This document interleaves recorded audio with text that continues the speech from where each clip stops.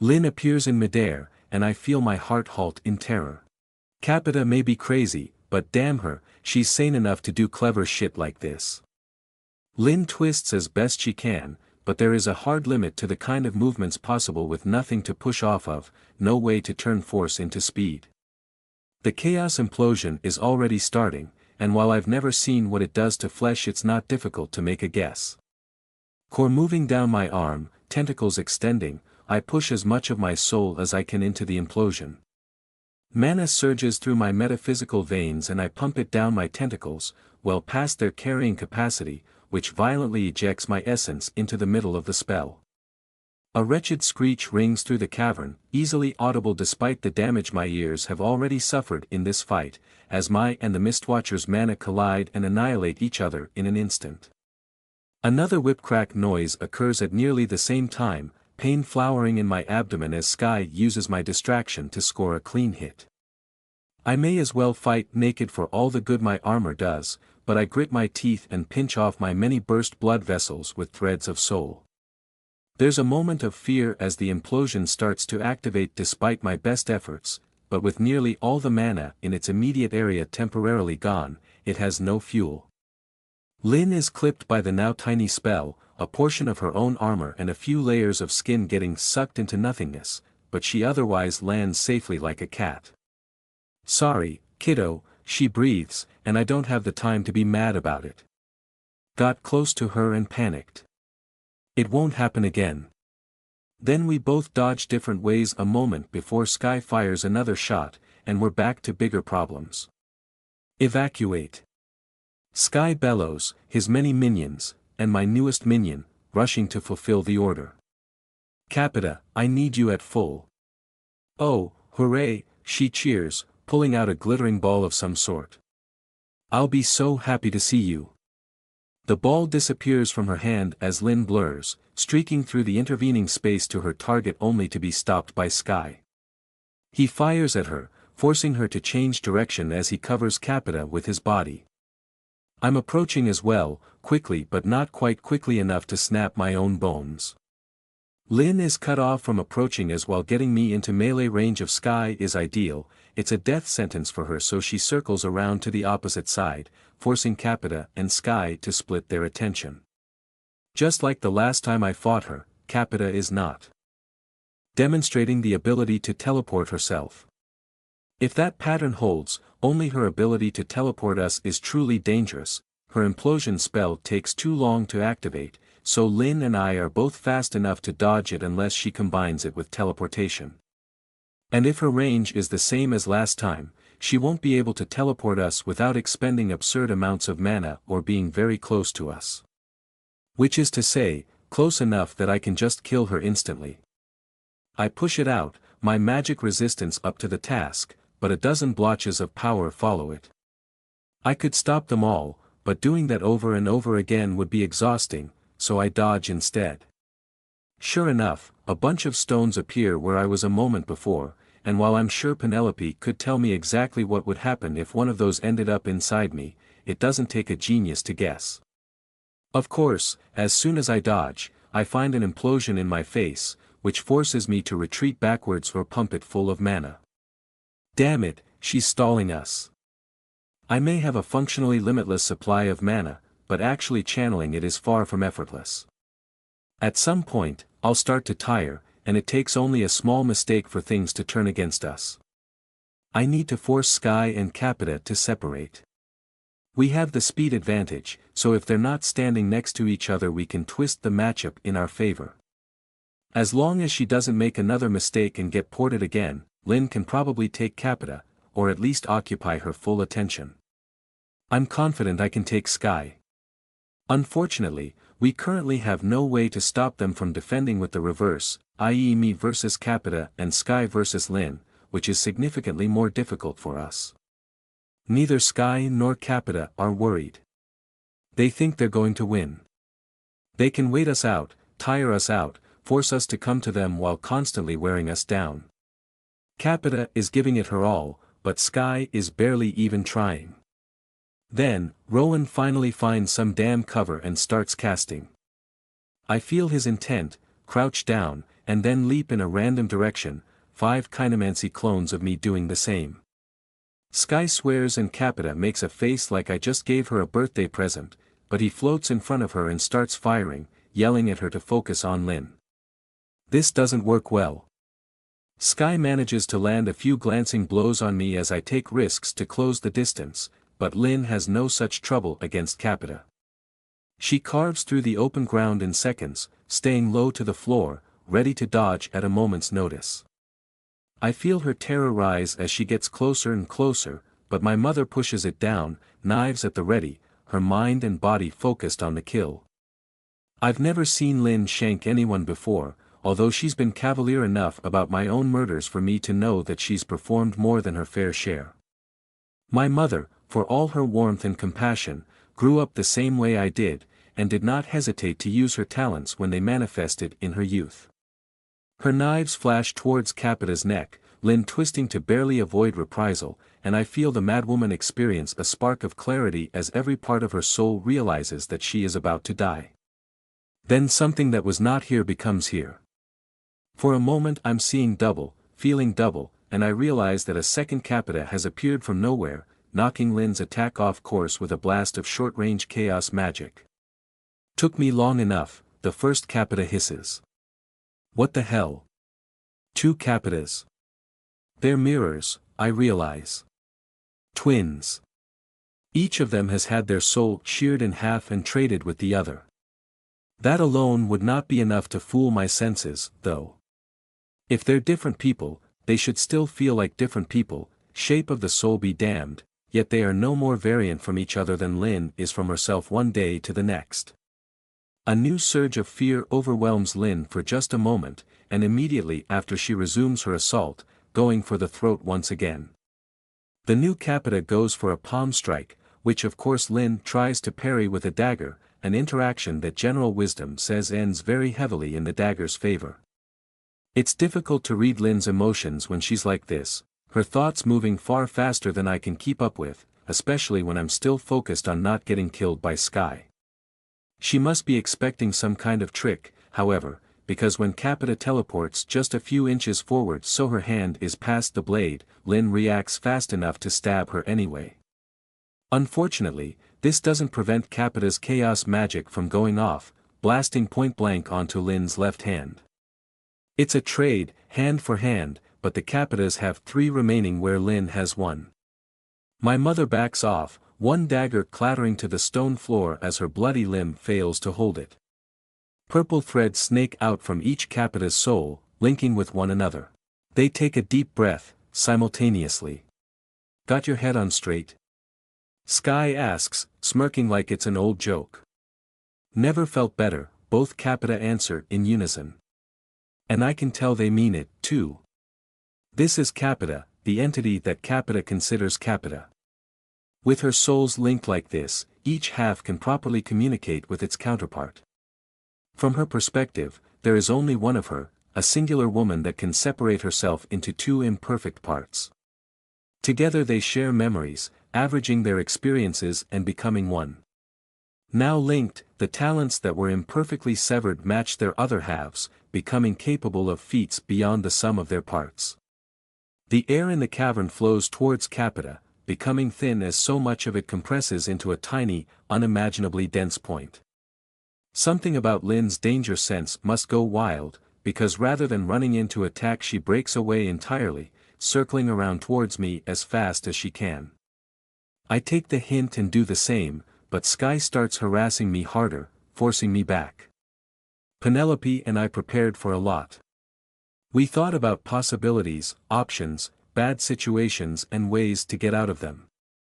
I feel like it's probably time to use the trick I really do not want to use, but I spend too long stressing over it, and Capita doesn't wait to fire her condensed air blast. It shrieks forward like one of Sky's shots, and Lynn dodges it like one. But as it's about to pass her by, it explodes. The shockwave nearly knocks everyone off their feet, myself and Capita included, but Sky holds fast and successfully shoots me through the leg as I stumble. Lynn suffers much worse. She's launched like a doll across the cavern, spinning uncontrollably until she slams into the wall with a crunch before falling and shattering a crate below her. I watched in stunned horror, the instant burned into my mind. I'm certain that's it, that it's Angelian all over again, hesitation leading to death. Yet somehow my senses confirm that Lynn has not died. But she's not conscious either. Sky fires another shot, which seems like it's going wide from my location, but I realize in an instant that his target is actually Rowan, the fight having slowly progressed into his direction. I try to jump in front of the shot, but it pierces straight through my arm, nailing a direct hit on my father.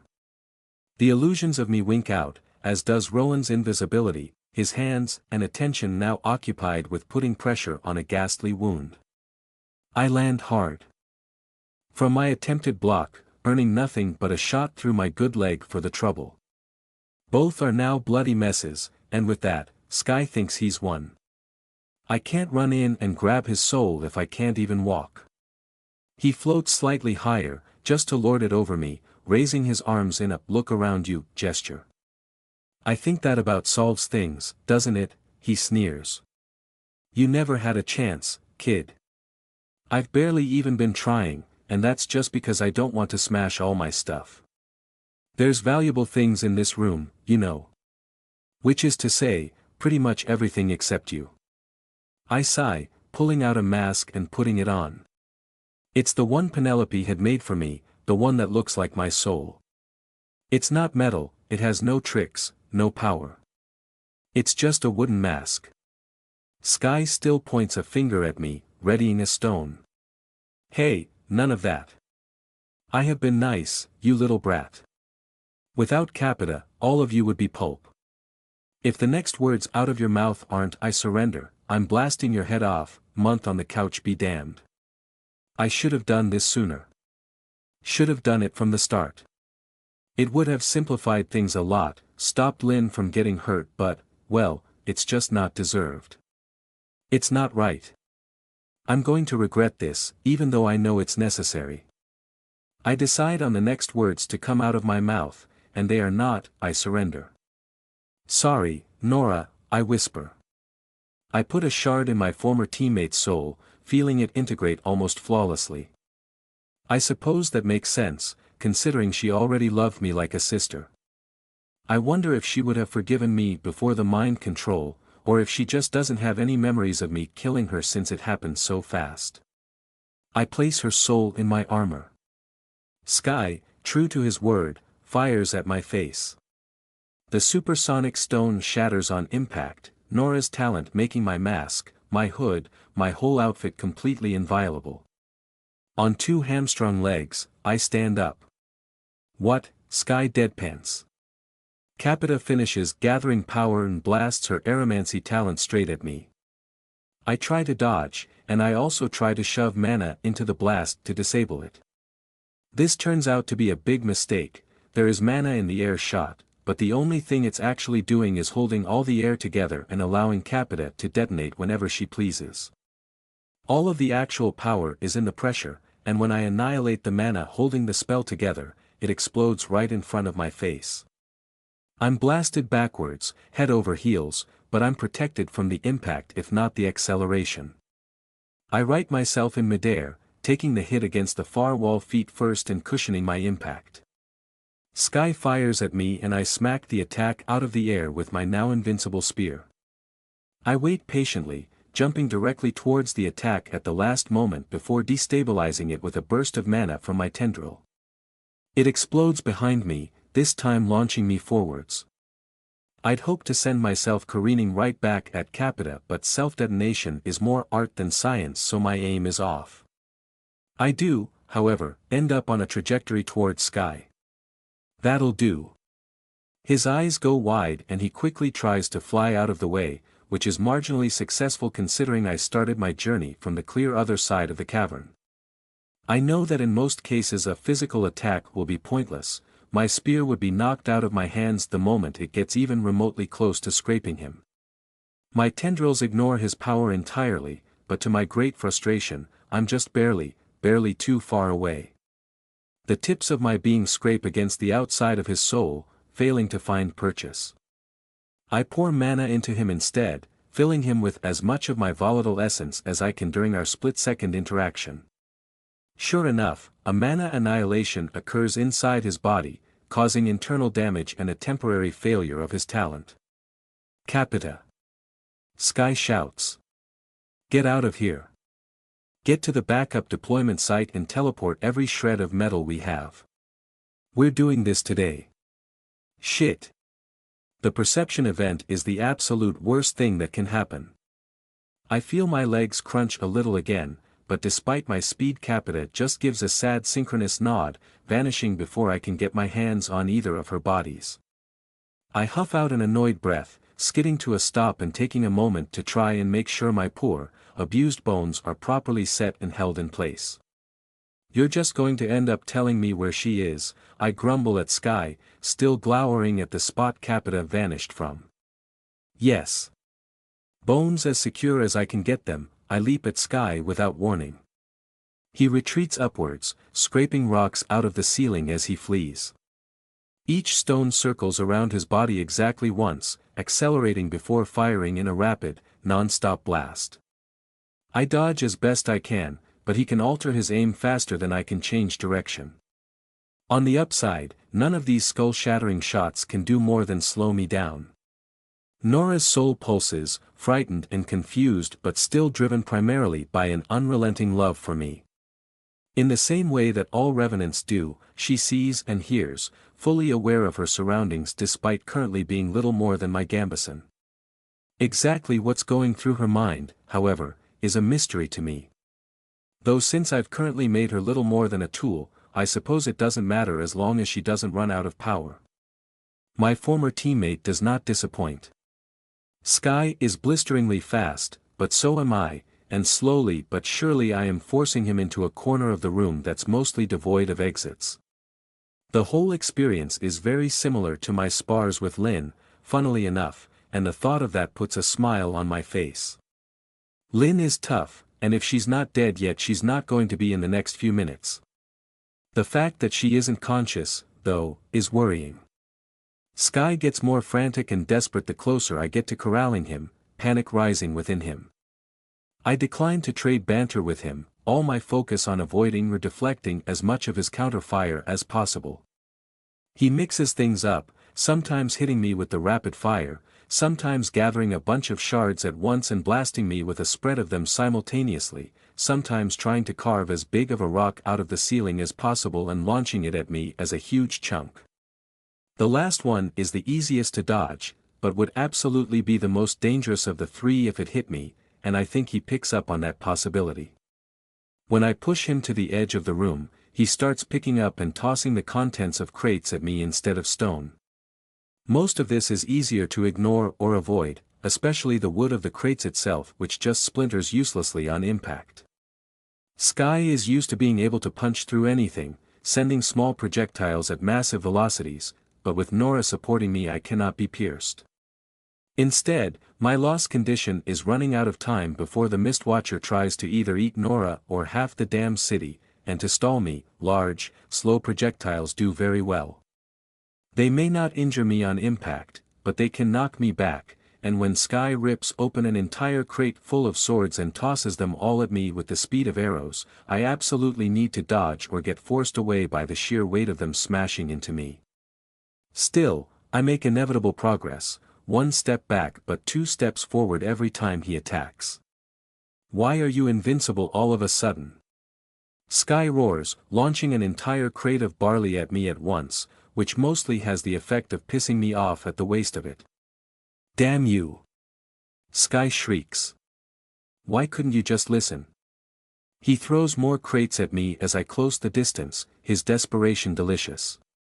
I stop keeping track of whatever is actually inside them, mixes of weapons and armor and food, much of which is better in quality to the shit even his own men get, which is infuriating.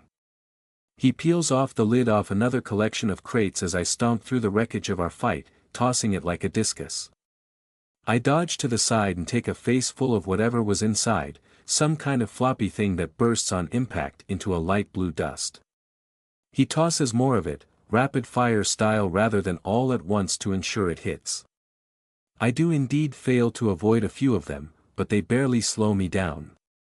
What they do accomplish is filling the air with that dust, which gets in my eyes, nose, mouth, and would easily blind anyone that actually relied on those things.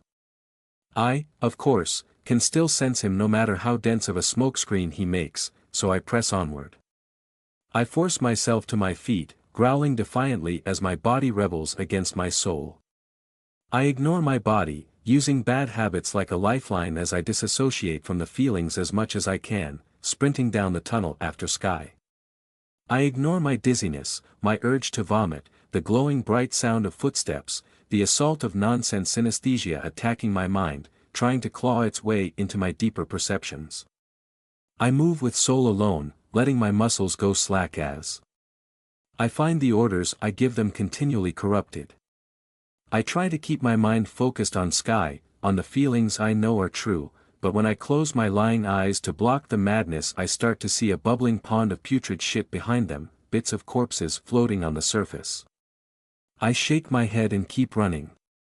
I slam into a wall as the tunnel takes a sudden turn that only half of me can see. I feel myself giggling, and even with the eye of my soul the bubbling pond starts to appear. Maybe it's real after all. Maybe the corpses can be used. In the back of my head I scream at myself not to stop, to keep running, but I laugh it off and approach the pond. It smells like the sewers and screams of death, but it can't be that bad of a place. Angelian's head floats to the surface, bobbing ominously next to Nora's.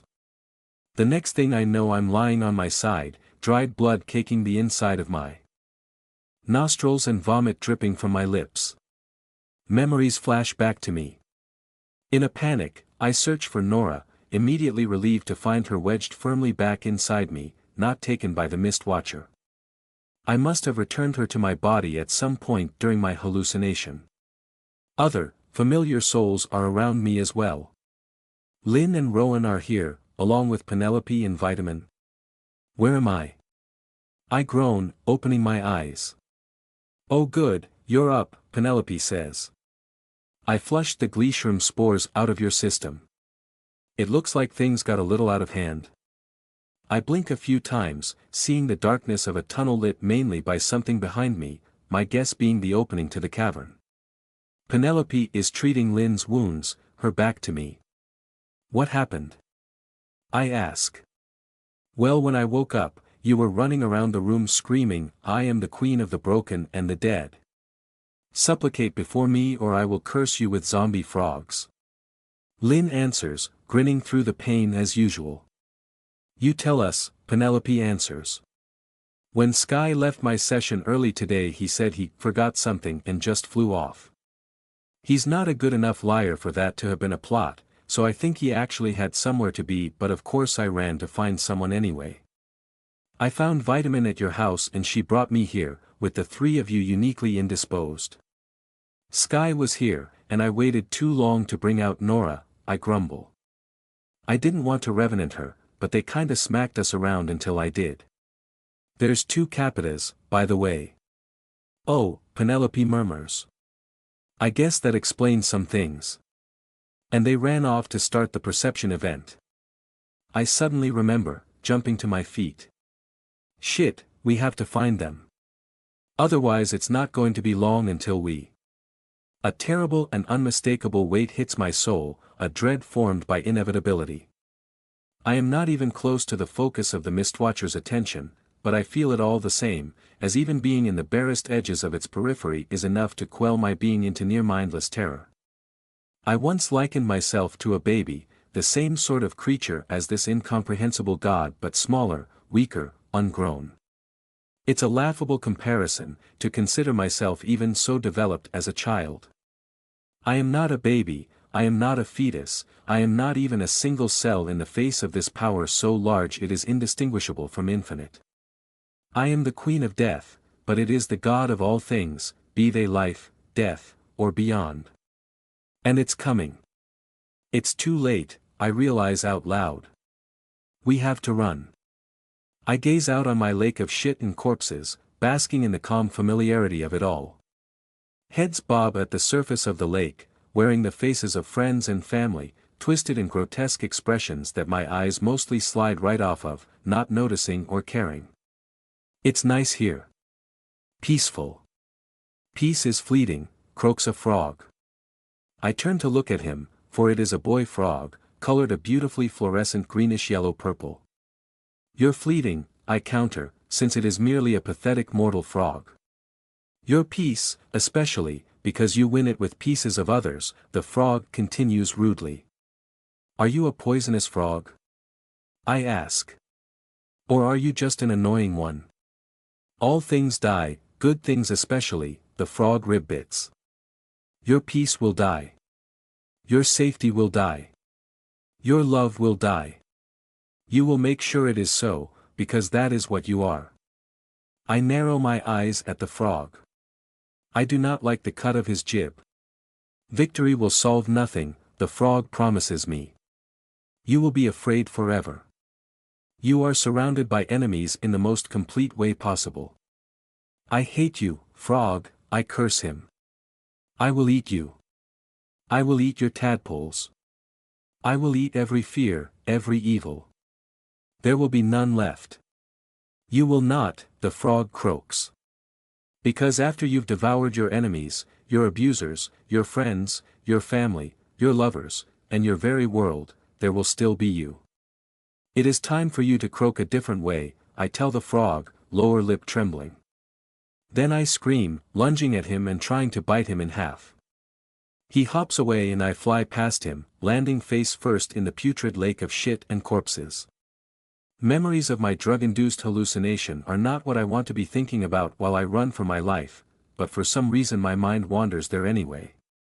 After tossing Vitamin on my shoulders and grabbing Penelope, I sprint away as fast as I can. Lynn grabs Rowan, and together we escape as quickly as we are able, not wasting breath on idle conversation. I don't know how long we have, and I don't like the idea of being underground when it happens. I feel my legs shattering already, only half healed from when Penelope worked on me while I was unconscious. It doesn't matter. I hold my broken body together, because it is the only way any of us have a chance of making it out of here. I suspect Lynn can go faster than me if she chooses to, but instead she matches my pace, having to rely on Vitamin to navigate. Part of me wishes she remembered the way and could go on ahead, but it's nice having her here. If we all die and get eaten, at least it will be together. The tunnels are long, maze-like and winding, but Vitamin knows the way. It's quite the contrast from our approach, desperate and breathy as opposed to careful and quiet. I'm barely even paying attention to my soul sense, I couldn't care less if we run into someone or get seen. Soon, we are out of the tunnels, back in the sewers. We don't run all the way home, instead taking the first exit to ground level. I feel it. It's coming. Half a dozen people jump in surprise as we burst up from below, and I waste no time drawing my bloody spear and pointing it away from the center city. Run! I shriek at them. Run to the outer walls. I feel confusion, not fear, and my mind can't even comprehend why they stare at me rather than turn to run. The all-consuming knowledge, the crushing weight of the Mistwatcher's gaze, it doesn't touch them like it does me. My heart is hammering hard enough to hurt, my whole body wants to scream, to run, to be on a completely different island, and these people feel nothing.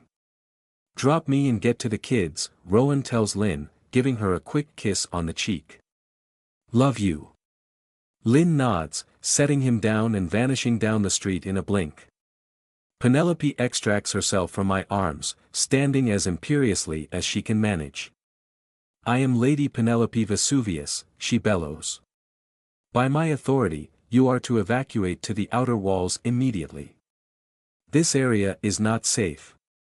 I repeat, this area is not safe. Evacuate immediately. Now people start to move, Penelope's words somehow better than my own. We rush to a larger street, trying to warn as many people as we can, screaming at idiot civilians to move, to flee. Now, panic starts to spread like flame. No one knows what's happening, but finally they are starting to run. I have only an instant for my extra senses to catch movement at their periphery before the world explodes. The walls to the inner city are visible at the far end of the road, but that quickly changes as they are swallowed by a shockwave of rubble, dust, and destruction. The island itself seems to shiver in terror at the impact, a violent vibration that collapses the very ground beneath us. The sewers we just escaped rush up to meet the city as the streets are dumped within them. I take the fall unharmed, but dozens of souls in my range are not so lucky. I check to ensure Penelope, Rowan, and Vitamin are not among them, only to meet Penelope's horrified face as she stares straight up. I follow her gaze, despair rooting deep in my bones. The island has erupted, displaced by the fury of its god and thrown to the sky. Enormous masses of stone and debris blot out the yellow sky, some miles in the air. Chunks of homes, of opulent statues, of the great miles of stone under our city, of corpses that were once a part of it, they inevitably and inexorably make their way back towards the ground. We may have survived the Watcher's emergence, but that won't stop us from being buried under the miles of rock it unearthed. Off towards the center city, the corner of my eye catches not one but 3 massive tendrils of flesh, raging and writhing, scraping away their surroundings like a furious potter taking out grievances on wet clay.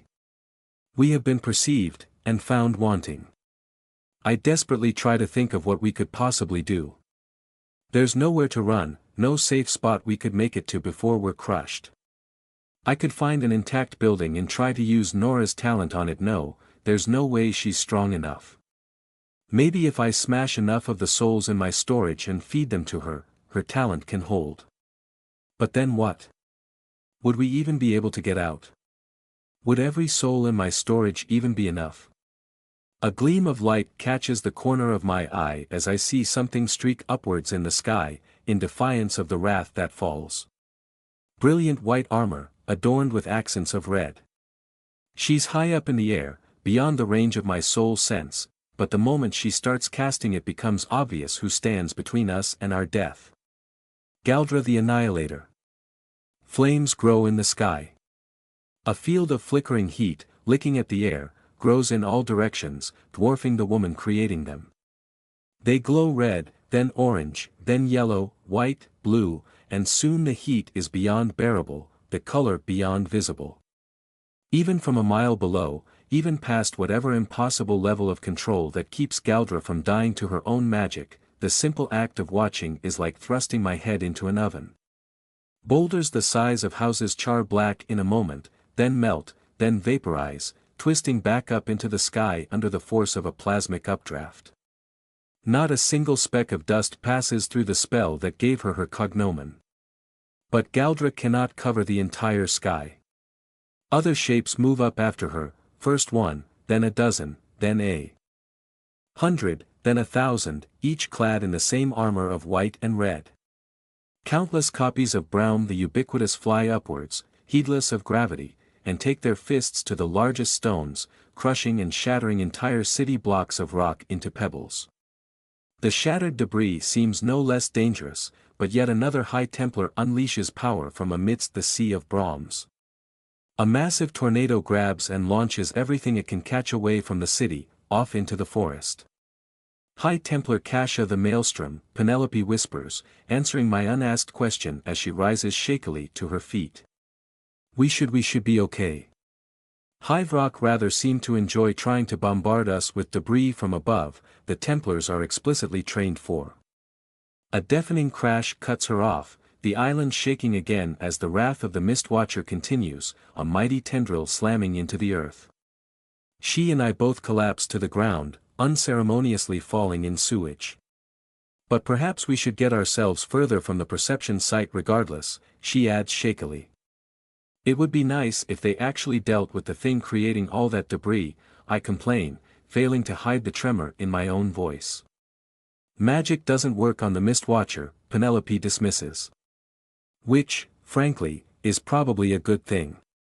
Imagine if we were capable of angering it further. Now come on, help me out of here.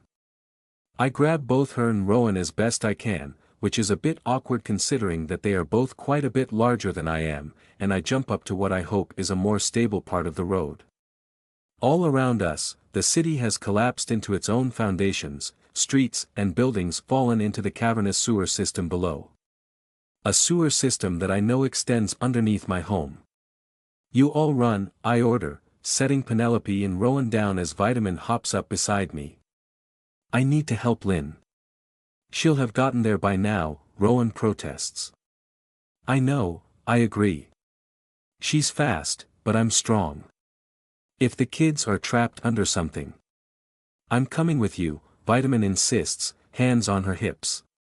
"Vitamin," I start to chide, but she cuts me off. "They're my family as well. And you're not the only one who's strong." Strength flows out of her soul, through her limbs. It's Remus's technique, the power to push his limbs beyond human limits. She's stacking it with the natural capacity of revenants to move their bodies with their soul, an odd cloud of power suffused around the veins of strength I gave her. I don't really have time to argue with her anyway. "Fine," I snap. "Let's go." I turn to run, but Penelope moves forward and wraps her arms around me, squeezing tightly. I stop and give her a reassuring pat. "I'll be fine," I promise her. "I know," Penelope lies. "I just wanted a hug." I give her a return squeeze, accept a hair ruffle from Rowan, and then I'm off, Vitamin dashing along beside me. The tentacles continue to rage, not a single structure around them having any hope of surviving the onslaught. Sky is certainly getting his wish, almost nothing in the center city will survive. My home is thankfully far enough away from there that it's not in danger of a sudden tentacle smash, but judging by the degree to which the entire city seems to be partially or entirely leveled, the quake caused by their arrival alone was probably enough to destroy it anyway. I don't have the luxury of wallowing in worry for long, as for a moment I feel a rush of ephemeral pressure suddenly and inexplicably lift from me, an ever-present crushing force somehow getting weaker for a short moment before the sky splits in half. A thick line of perfect, golden yellow screams from the ground and cleaves some of the larger pieces of debris out of existence. Mana. A concentrated beam of pure mana. "That's going to be High Templar Arden the Iron Soul," Vitamin says, and I glance at her in surprise for a moment before remembering she has Remus memories. "The High Templars sure got here fast," I grumble. "I would have expected most of them to be out dealing with Frothizo." "Yeah," Vitamin agrees. "Lucky for everybody in the city though, I guess." The idea of a Templar presence being lucky for anyone leaves a foul taste in my mouth, but I don't argue the point. We would be dead without them. Purple spiderweb cracks start opening in the air overhead, twisting and branching out like lightning in slow motion. They fill the sky, hovering above even the wrathful tentacles, one of the three finally starting to slip back through the island, down to the mists once more. The cracks in the air start to widen, vibrating dangerously, horrible screeching sounds reaching the ground and nearly splitting my abused eardrums. With a bone-deep shudder, the world dims for an instant before the cracks and all the rest of the debris above them vanish without sound or warning. A second afterward, the backblast of whatever terrifying spell that was slams me into the ground, breaking my nose in the process. But that's the end of it. Some detritus that made it past the Templars starts raining down around us, pebbles falling like hail, but for the most part we have been spared the threat of complete and total annihilation. Well, Vitamin breathes. "That one, I don't know." "Whatever," I hiss. "It's better than being crushed to death by rocks." After picking myself up from the ground and stemming the blood flow coming from my nose, I don't really care enough to respond. We are almost back home, or what's left of it, and the closer we get the more dead souls I feel inside my range. I hate the idea of leaving the souls for the Watcher, but I'm terrified that my family will be among them. It's going to start soon. The reaping of souls, following the wrath. It didn't take very long for the Watcher to scoop the souls that died in the last perception event I saw, and now there are several orders of magnitude more deaths for him to slurp up. I have every reason to believe that the mass graves will result in mass undead, as well. Disaster sites like this one only get followed by yet more disasters. A god's fury is not quelled kindly. I feel the range of my senses encompass what's left of my home, and my jaw clenches. Not a single one of my family members is present in the structure. But Capita is. Where are they? I demand as soon as I'm close enough. My home is indeed utterly destroyed, and I search around for evidence of death but only find the pink-haired woman I tried to murder earlier this very morning. Half of her, anyway. Only a single one of her two bodies is there, smiling pleasantly and waving in greetings. Greetings, O work of art, Capita says happily. Fear not for the flock of the shepherdess, they graze in greener pastures. Where, I growl, stepping forward with murderous intent. I don't give a single shit whether she answers before or after dying. Capita must notice the look on my face, and has the decency to finally stop smiling. Peace, sister, she requests. I sent them to the outer walls. They are safe. The outer walls? There's no way Sky controls the outer walls, that's military. And with Lynn having a different face courtesy of Penelope, they won't recognize her as wanted, so it probably would be the safest place to drop my family in a crisis like this one. So you teleported my family to safety, and are just sitting around waiting for what? I ask. To pleasantly ask me not to kill you? Capita hesitates. Yes, she hedges. She gives me an apologetic shrug. I'll happily send you to them, she offers. You'll do that anyway. The moment I jump towards her, however, her second self teleports in, presumably having been watching from outside my range. They link souls and vanish a split second later. Leaving me nothing but rubble and a strong urge to swear profusely, which I indulge in. Was she telling the truth, at least? Vitamin asks, walking up beside me and hugging my waist. Yeah, I tell her, one hand idly playing with her hair as a tendril strokes her soul. She was. Lynn and the kids are safe. So that's something. We gonna head back then? With another thunderous slam, I'm forced to my knees as the Mistwatcher hits the island again, scraping away more stone before partially slithering back to the mists, leaving only one physical tendril left. I sigh, getting back to my feet. No, I tell her. Vitamin, are you strong enough to head to the lab on your own? I think Theodora and Margaret might be trapped. Count on me, Mom. Vitamin declares. But what about you? I look towards the center city, the utter annihilation, the final Watcher tendril writhing in all its dread glory. How many souls will it feast on today? How many will it carelessly shatter? How many uncontrolled zombies will end up released on the survivors? Mommy needs to go do damage control, I tell her, picking her up in a brief squeeze. Vitamin grins. To prove you're a hero, she asks.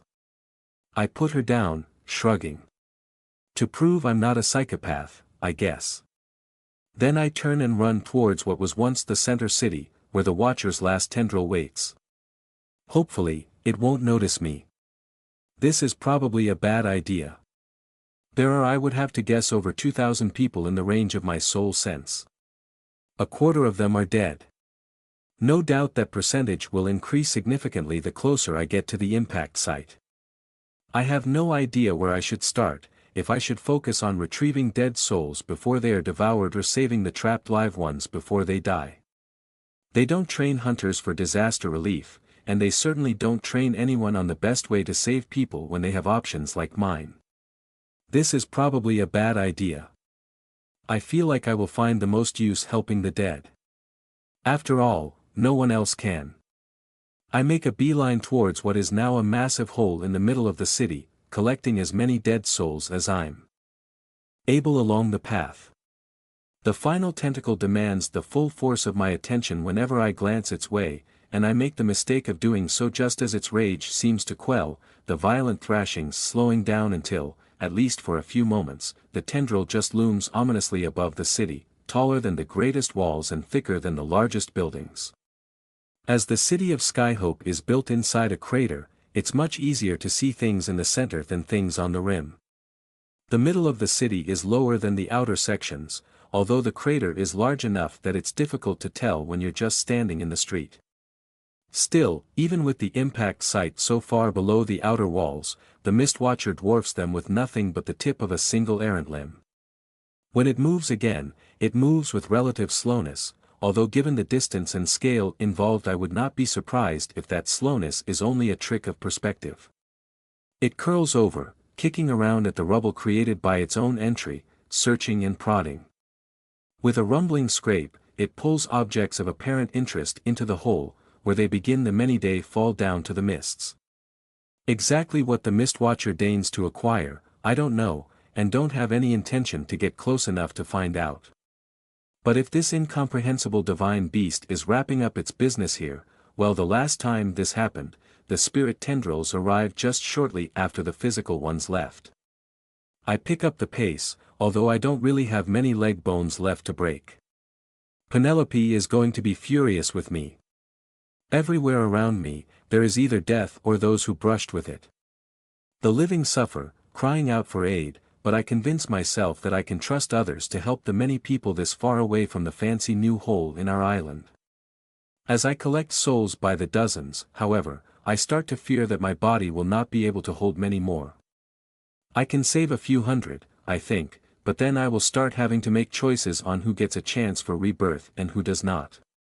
I suppose I could free up space by making revenants, but then of course I run the risk of those revenants being found by the swarms of Templars that are no doubt on the way, not to mention the High Templars that are already here. This is probably a bad idea. So here I am. Even though it almost certainly is a bad idea. People need help, I can help them, and so I should. That's how morality works, right? It's the decent thing to do. I feel a group of children trapped together, hiding in a cellar that they can no longer leave. After a brief deliberation I break off to help them.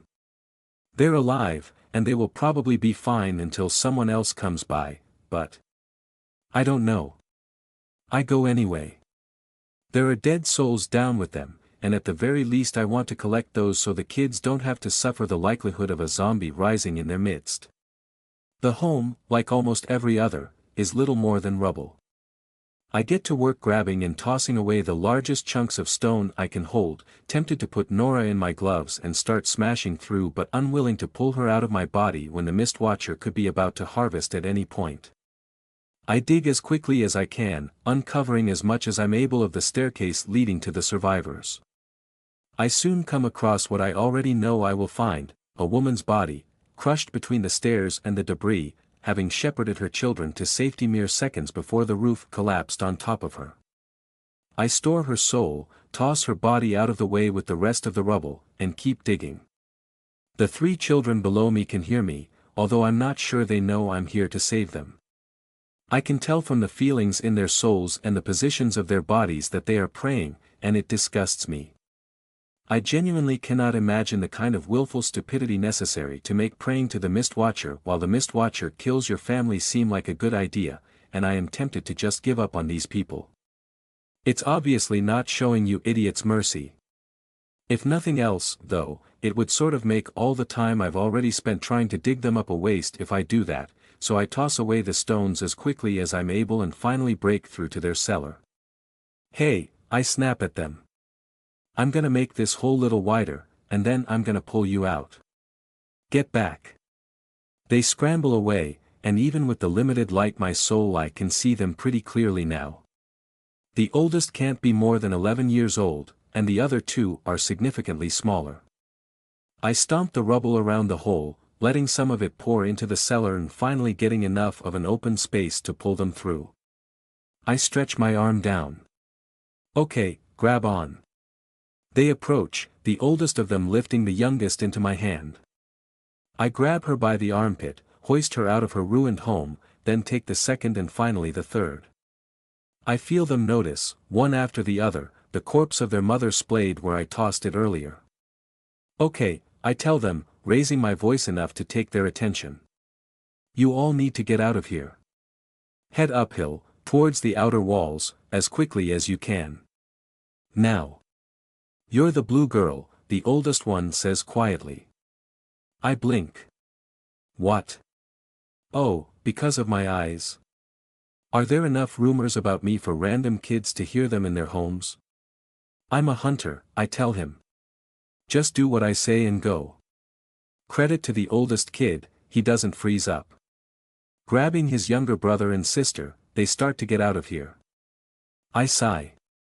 That was way more work than just collecting dead souls. I turn around to continue towards the center city, and end up face to face with Brown the Ubiquitous. Soulless and expressionless, the illusion of armor regards me impassively for a short moment before speaking. Noble of you, Brown comments. There's a family of 5 trapped 4 yards down, 23 yards that way, I tell him, pointing. Other spots 6 yards down, 56 yards that way. 43 yards that way, ground level, but not moving. 98 yards that way. I eat the souls of gang members first, since I know that they are probably bad people, opening up more space for those that are hopefully better. Next, I eat the biggest souls in my inventory, Nora and Penta excluded, because one big soul frees up enough space for 2 or 3 children. Every single soul that doesn't end up in my body will be either shattered or eaten by the Mist Watcher, and I don't really have time to figure out the best way to save people. This method allows me to maximize the number of people I can hold inside me, which is certainly a method, but I'm not sure if it's the method Penelope or my family would argue for. Penelope might like this, but I think she might prefer me keeping as many large souls as I can so we can eventually revive the people that have the most skill. The great tendril of the Mist Watcher finishes its destructive hoarding session and finally slithers back underneath the island. Some part of me watches its departure with a sliver of disappointment, as I can't deny that no matter how much I hate it, the Mist Watcher is truly beautiful. In some sick way, it feels like something to aspire to. Although, when I actually take more than a second to think about it, I do find myself disgusted at the idea of maintaining and farming people like livestock on the scale of what, billions? Trillions? I have no clue how many people there are when you consider all the islands. I don't even have the faintest ghost of an idea about how many islands there are. The point is, I love food. But as long as I'm getting enough to not die, it's clear that there's more to life than just eating. My thoughts are abruptly cut off as hundreds of Mistwatcher spirit tendrils cleave the dead asunder. It happens startlingly fast, and it's over just as quickly. The ephemeral, insubstantial tendrils rise up through the ground in an instant, sweep through every soul in my range, presumably every soul in the city, then slither back down through the ground with as much plunder as they can carry. I flinch, my body and soul twitching as thousands and thousands of people are shattered into irreparable chunks on a scale unimaginable to me. Then the tendrils descend down below the island, 100 gluttonous fingers disappearing at once. Even a single spirit tentacle of the countless the Mistwatcher sent steals more human souls than I have eaten in my life, and in an instant, they're gone, all gone, except for the leftovers. Thousands of shards are left behind, but this is not a relief to me. Because each and every one of them starts seeking a corpse to inhabit. I force my stunned body to start moving again, rushing towards the biggest concentrations of shards and bodies that I can find. If all these zombies animate, they will start seeking out the survivors, who will of course die and then get eaten by the Mistwatcher, potentially shattering and making more zombies. This is bad. Very, very bad. But I can kill zombies just as easily as I can make them. Soul strength directly correlates to magic resistance, so the zombies are easy pickings.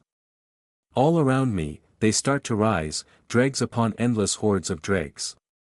Most of them, thankfully, are trapped under rubble, no more able to move than so many of the living. The zombies that can free themselves, however, start to move, seeking the nearest living thing. I seek them right back, threshing them like wheat. They fall in droves, each one dying the moment it gets inside my range. A range that, because of today's feast, is slowly growing. I fail to stop a smile from creeping up my face as I move, body and soul thrumming in harmony as I assert dominance over my domain. I burst over rubble, wind in my hair as my tendrils lash out in every direction. Snatching delicious, broken morsels and thrusting them down my metaphysical gullet. The undead, en masse, are a terrifying threat to the city, one that even the High Templars might struggle with. Not because they can't kill them, the High Templars absolutely, unquestionably can kill them, but because the enormous destructive wrath they demonstrated against aerial threats can't be used on the city itself. How is Galdra supposed to justify carpeting a city block in flames when it's impossible to know how many survivors are hiding there? When it might be difficult to tell the difference between a shambling dreg and an injured survivor from a distance? I, obviously, have no such difficulties. I'm in my element. I shouldn't feel so good about it, but damn. I do. Hey, I tell one of the zombies. Turn around. To my disappointment but not my surprise, the dead woman with a shard of rock impaled through her forehead does not obey my command. Naturally occurring dregs don't have my shard planted inside them, obviously, which I guess I can now confirm is what allows me to order my zombies around. In fact, there seem to be a few interesting differences between my dregs and natural ones. The shards of soul animating the corpses surrounding us still create branches of soul power to anchor and pull on the inside of the body, but the branches are uneven, inelegant. They don't spread with purpose, instead propagating somewhat randomly. One zombie walks with a limp, not because it has a seriously injured leg but because its soul has a veritable bush of power inside the right leg and a single anemic branch growing down the left. It's kind of funny to look at, and it gives me a smug satisfaction to know that fragments of myself are so inherently superior to these Watcher-made ripoffs. I kill the one I've been staring at and move on. Behind me, at the edges of my senses, I start to feel an influx of living souls heading my way. Well, not my way specifically, but towards the impact site of the perception event. Judging by the sizes of the souls, I'm guessing it's either Templars, the army, or a collection of both. Which is good. At the other end of my senses, near the impact site, I start feeling something particularly curious. Lots of people died on impact and the Mistwatcher's tendrils hit, but their corpses were then flung vast distances away or absolutely annihilated by the Mistwatcher's rampage. In other words, there are a lot of soul shards in the area, but not very many intact bodies. As a result, a lot of shards start gathering into one single body, where they end up floating inside, finding other shards, and sticking to each other. It sort of reminds me of a splice, with the shards trying to fit completely ill-matching fragments of being to each other. Unlike Capita's soul, however, this isn't two halves glued together. This is several dozen shards, all piling into a body that can't really fit them, all trying to heal themselves using the energy of the others, all trying to assert control, and somehow, it starts to work. I start running towards the interesting undead, feeling the shards pull at each other's power, gluing to each other, fighting each other, and somehow kick-starting the entire macabre conglomerate into a horrifying facsimile of awareness. Each shard inside the monster, each fragment of a person so small that they could never possibly be rebuilt from it, begins to remember that it is indeed a fragment of a person. Each shard tries to fight for control, overwhelmed with confusion, pain, and loss. As I approach, I spot the body they all inhabit, clutching his forehead and twitching wildly as each and every echo of a person attempts to give contradictory orders to the incestuous mass of threads running through the corpse. This creature, this wretched dead thing, is madness personified. The mass of shards finds only one course of action that they can all agree upon. Unlike the many dregs swarming the city that don't even remember such an action exists, this horrible undead moves its lungs and inhales. As I start to get close, the twitching stops. In a singular motion, the creature's head and arms snap to point at me. And I feel mana move through it as it activates its talents. All of them. Every single fragmentary fraction of a talent, combined into one. I leap to the side immediately, before I even feel any stirring of a spell. That saves my life, as the resulting outpour of chaotic magic disintegrates everything in a line, lancing out from the undead's hand in the direction of where I was standing less than a second before. If not for the curve of the crater, I suspect the blast might have kept going all the way through the city, annihilating everything in its path and punching a hole through the outer walls and the many people no doubt huddling by them for protection. As is, the blast instead bores a hole deep into the wall of the crater, only killing about 6 people on the way. On top of that, dozens of discrete effects assault the exact spot I had been standing, explosions and implosions fighting each other for dominance, torrents of flame and lightning, a strobing, screeching blast formed from the fury of the dead. Throughout it all, the body wails in pain. In response to the devastating attack, I hear the bellowing voice of Braum, the ubiquitous ring behind me. White, he roars, and all around me his illusions appear. White. I've heard the name before, in fearful whispers. A legendary undead, one known for its destructive potential and capacity to grow even more dangerous over time. They have always been a tempting, beautiful idea, but of course I had no idea how to make one. Now I suppose I am thankful for that ignorance, because if I ended up creating one without knowing what it was I probably would have been killed by it. Braum's illusions converge on the tortured creature, and in moments his fists have blown it apart. Somewhat literally, in fact, although not in a good way. When the body of the screaming undead breaks, one and only one of the shards composing it shatter. The rest are scattered, launched in various directions, and immediately they start seeking out new bodies to inhabit.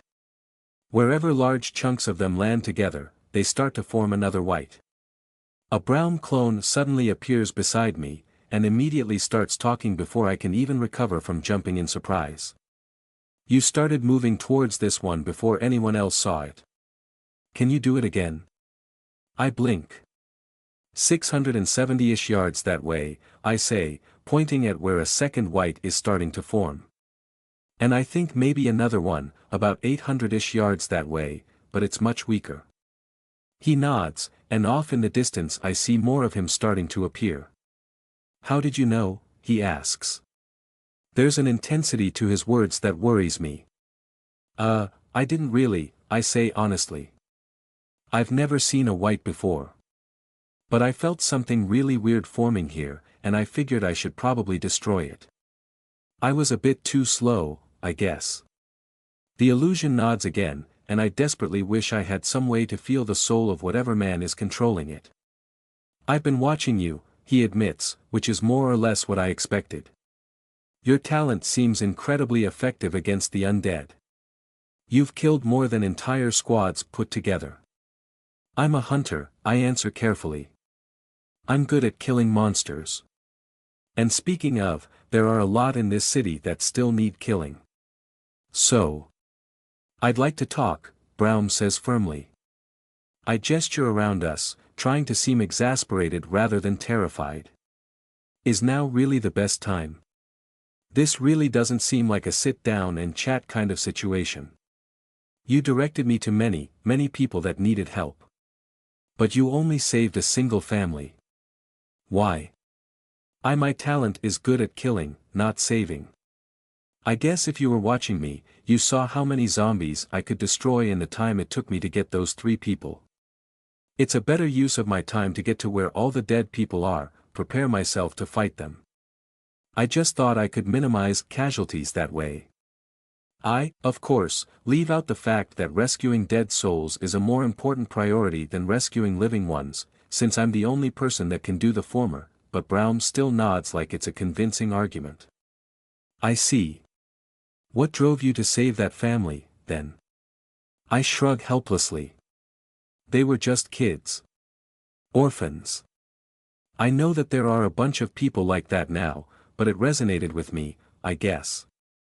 If I could have gotten them out faster, maybe I would have kept saving all the people that I could detect. Braum's illusion stares at me with an almost tangible intensity. I wonder what he's doing, exactly. How does his magic work? He seems to be a damn good multitasker, not to mention the incredible range of his ability, and all of that speaks to it likely being a talent instead of learned magic. I doubt a learned mage could develop anything like this, it's just too big, too advanced.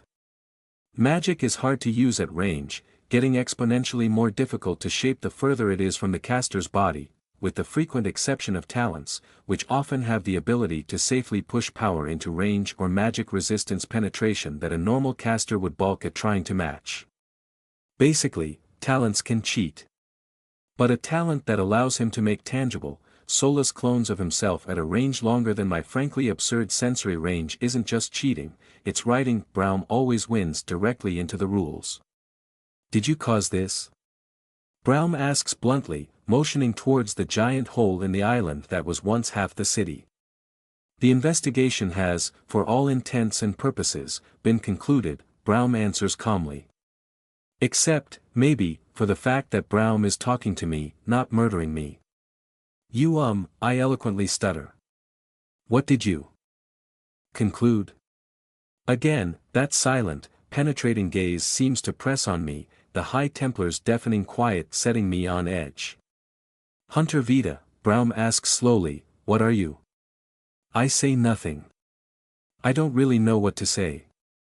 As you consider your response, Braum continues, I feel it only fair to confirm to you something that you may have already suspected, namely that the inquisitorial branch of the Templars does indeed, by necessity, participate in the sin of animancy, primarily because it is necessary in order to perceive animancy. Sometimes, we must shroud ourselves in evil in order to find it. It is regrettable, but we have had you under surveillance. Your sensory range is impressive, but also on record at the Hunters Guild, along with predictions for how quickly it increases in radius. Ah. So I only ever felt one inquisitor because they only needed one to test my reaction to noticing an inquisitor. Or hell, maybe that was an accident and the inquisitor was heading home from lunch when they noticed me at random. The rest of the Inquisition, meanwhile, are apparently a lot more competent. I don't ask this to force you to implicate yourself, Braum explains. It's a genuine curiosity to me. I am not personally able to see what my allies in the Inquisition see, I have only heard it secondhand. So I ask again, what are you? I take a deep breath, trying and failing to think of a plan. If he wants to talk, I will let him talk. Hopefully he's not stalling, because I sure am and I'm not sure I actually get anything out of it if I succeed. I don't know, I answer honestly. There's only one thing I can really do here.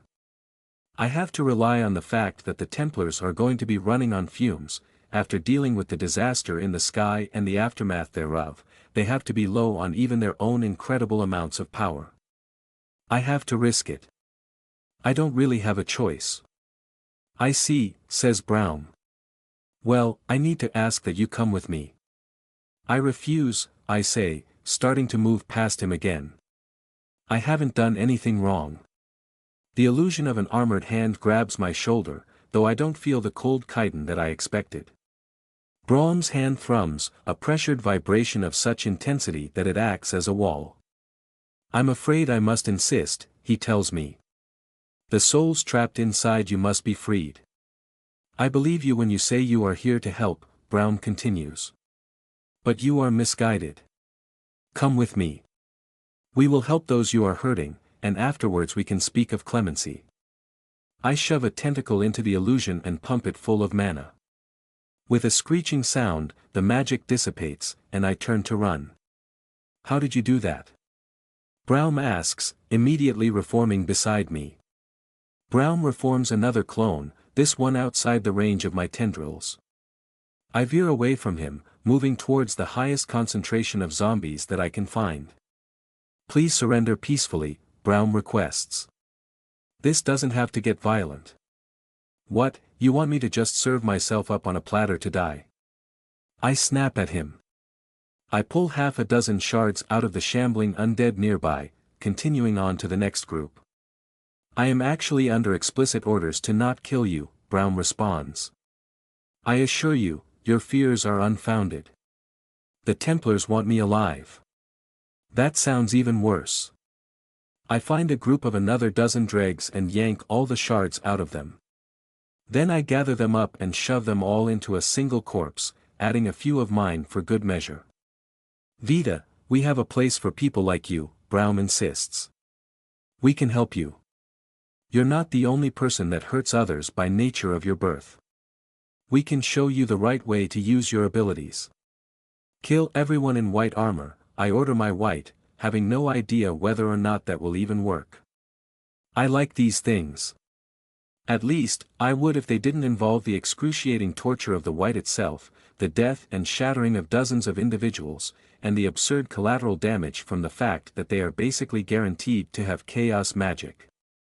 But, you know, in this specific situation they are pretty convenient. You have no idea what sort of horrors you are unleashing, Brown tells me, once again following my retreat towards the outside of the city. Then we won't give you the choice. A blast of air suddenly knocks me off my feet, sending me sprawling backwards. From far above me, I feel a terrifyingly powerful soul, deep green and wild, like a raging squall ripping leaves off of trees and dancing them through the air. I try to stand up and immediately another blast of air knocks me to the ground, then another.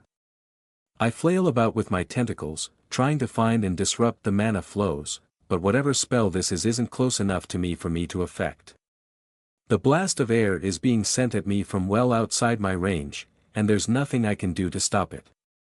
When the flying High Templar gets about 20 feet above me, she hovers there, maintaining a constant, crushing column of air above me.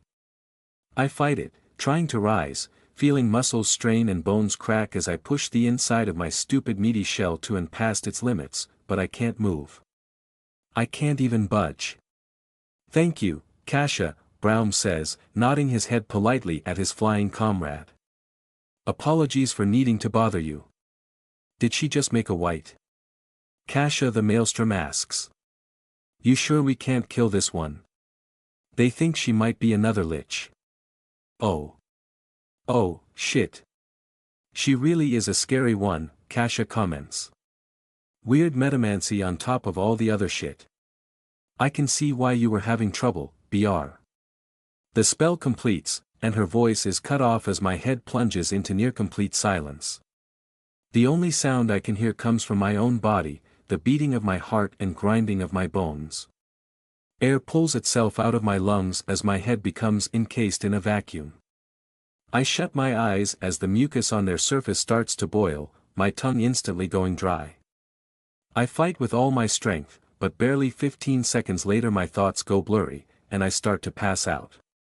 I try to keep my soul awake, but I am, as always, still trapped by my flesh. When my body stops, so too does my soul drift into sleep, not knowing where, when, or if I will wake up. So. A perception event has occurred, Skyhope has been reduced to rubble, my mother, father, grandfather, and all my other relatives have been killed, my fiancé has been killed, the girl I love has been convicted of the crime of animancy before getting taken watcher knows where, and as a result I have been under investigation as a potential witting or unwitting accomplice for the past 3 months. I am Third Lady Penelope Vesuvius, and I must regretfully admit that I have rather inconveniently failed to stop a minor apocalypse. At this point, I'm tempted to turn it into a major one. They took Vita away before we could even celebrate my birthday together. It could be worse, I suppose. I have not been implicated for the crime of animancy, despite most certainly being guilty of it. After Vita was arrested, I suspected that either Bentley, Orville, or both would give an accurate account of Nora's death, so I preempted this and admitted it first.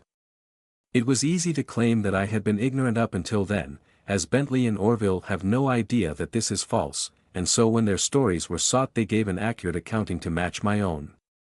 Oh no, Inquisitors. I had no idea, Inquisitors. I would have told you, Inquisitors, but she killed my teammate and threatened to kill the rest of us as well. Oh Inquisitors, thank you for saving me, I'm such a helpless victim. Pa. I don't know if they can read souls like Vita can, but even if so I'm confident that mine would read as sufficiently cowed and honest. Vita's skill at lie detection makes her ideal practice for lying. They investigated my laboratory, because of course they did, but thankfully no evidence of wrongdoing was found.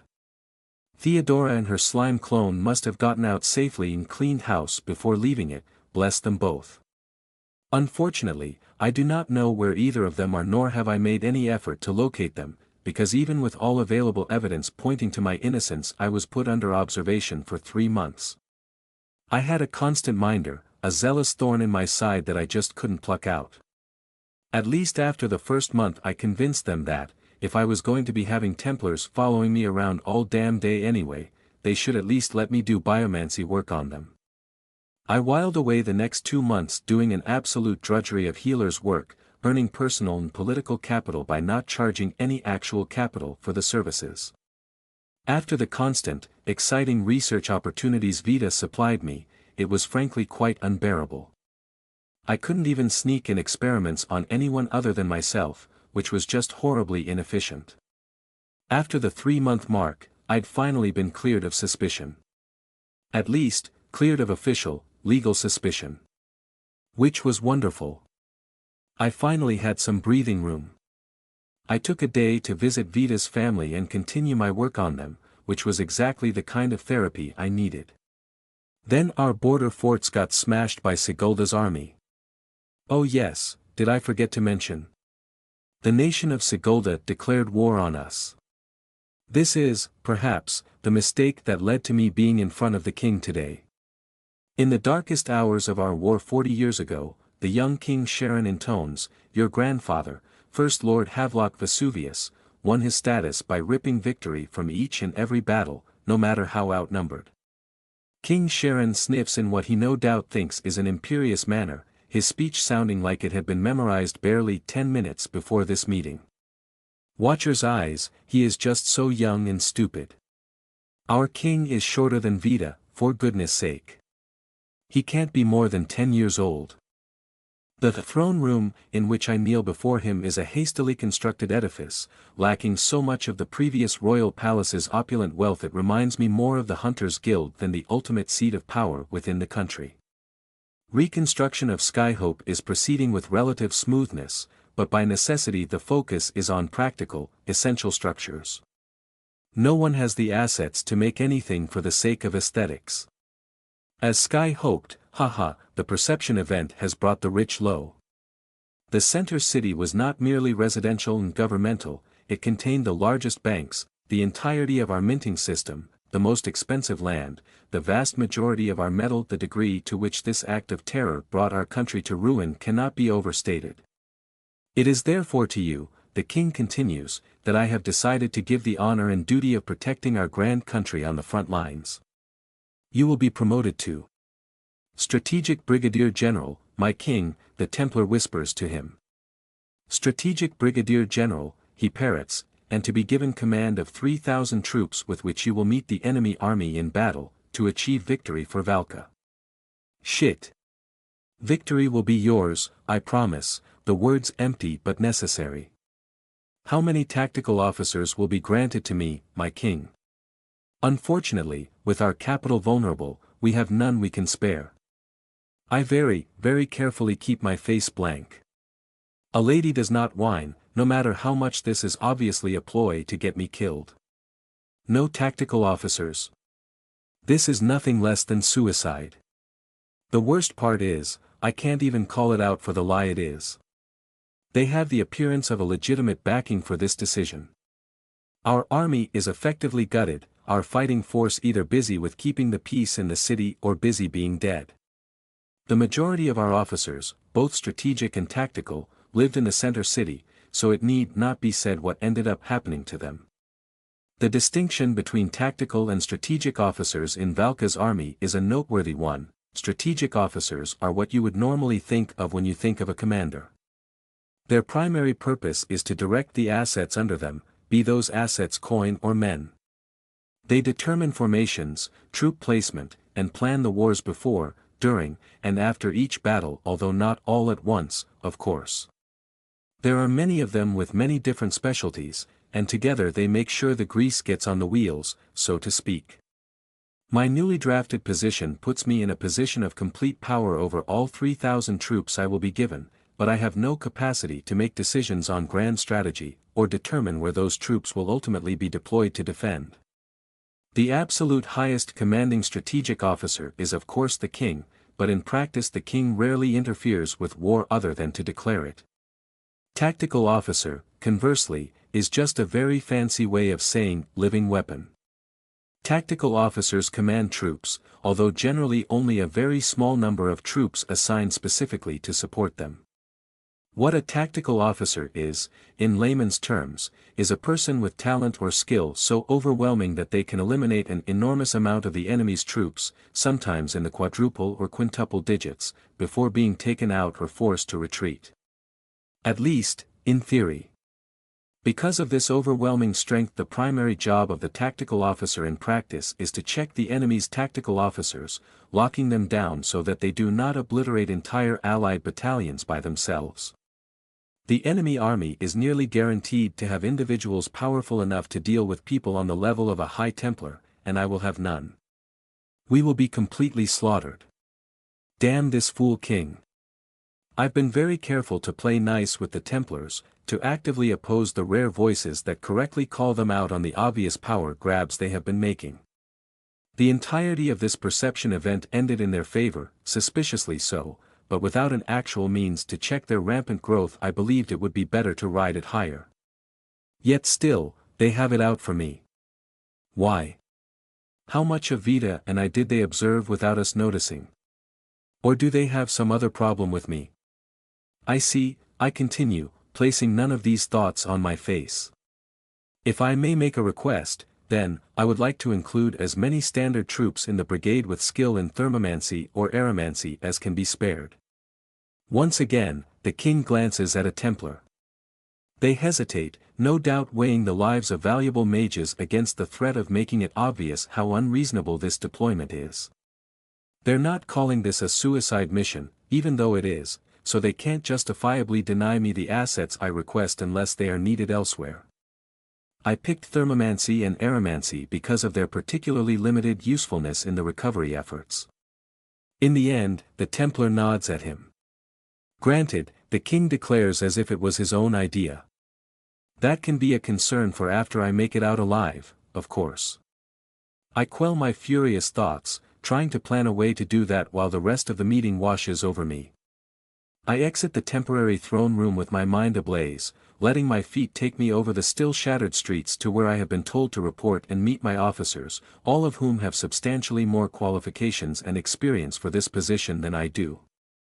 Honestly, who drafts a soldier directly into the rank of general? It's madness. I'm sure that they are none too happy about that, but if I'm lucky, the fact that the mission is obviously suicidal will give them someone to be angrier at than me.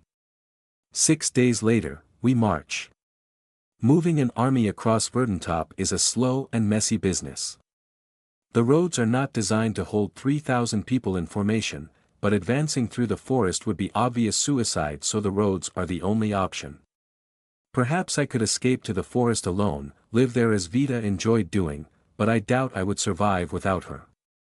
Sigulda's army has taken a relatively direct route towards the capital, smashing our border forts and leaving small garrisons in the towns along the way, nearly all of which surrendered immediately rather than putting up a fight. The distance between Sigulda and Skyhope is quite vast, but even if the army marches straight towards us with a single force, they run next to no risk of being surrounded. The forest acts as a natural barrier. We are stuck using the same roads they are, roads that they built before we conquered their lands. As such, I see no reason to run my brigade all the way towards their army. I take the first defensible clearing I can find, a large, broad hill about 3 days away from the capital that gives us an excellent vantage point of the natural chokehold that is the road.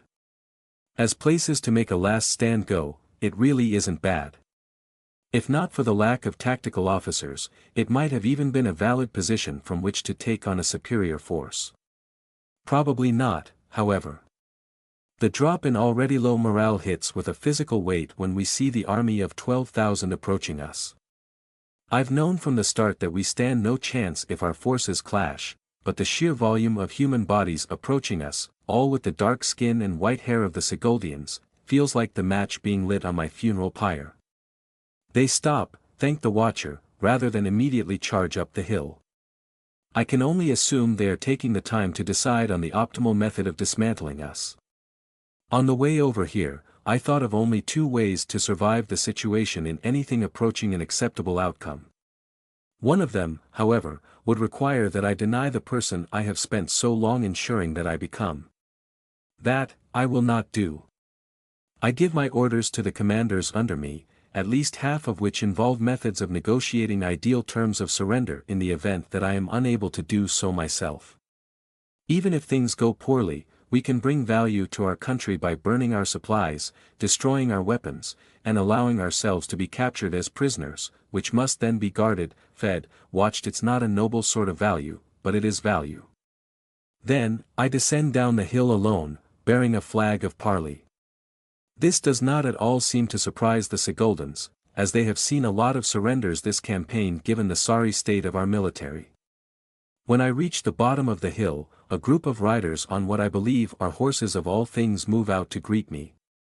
Horses are not often used in Valka, as while they are competent and intelligent beasts of burden, their speed is not suited to forests and their capacity to defend a rider against monsters leaves a lot to be desired.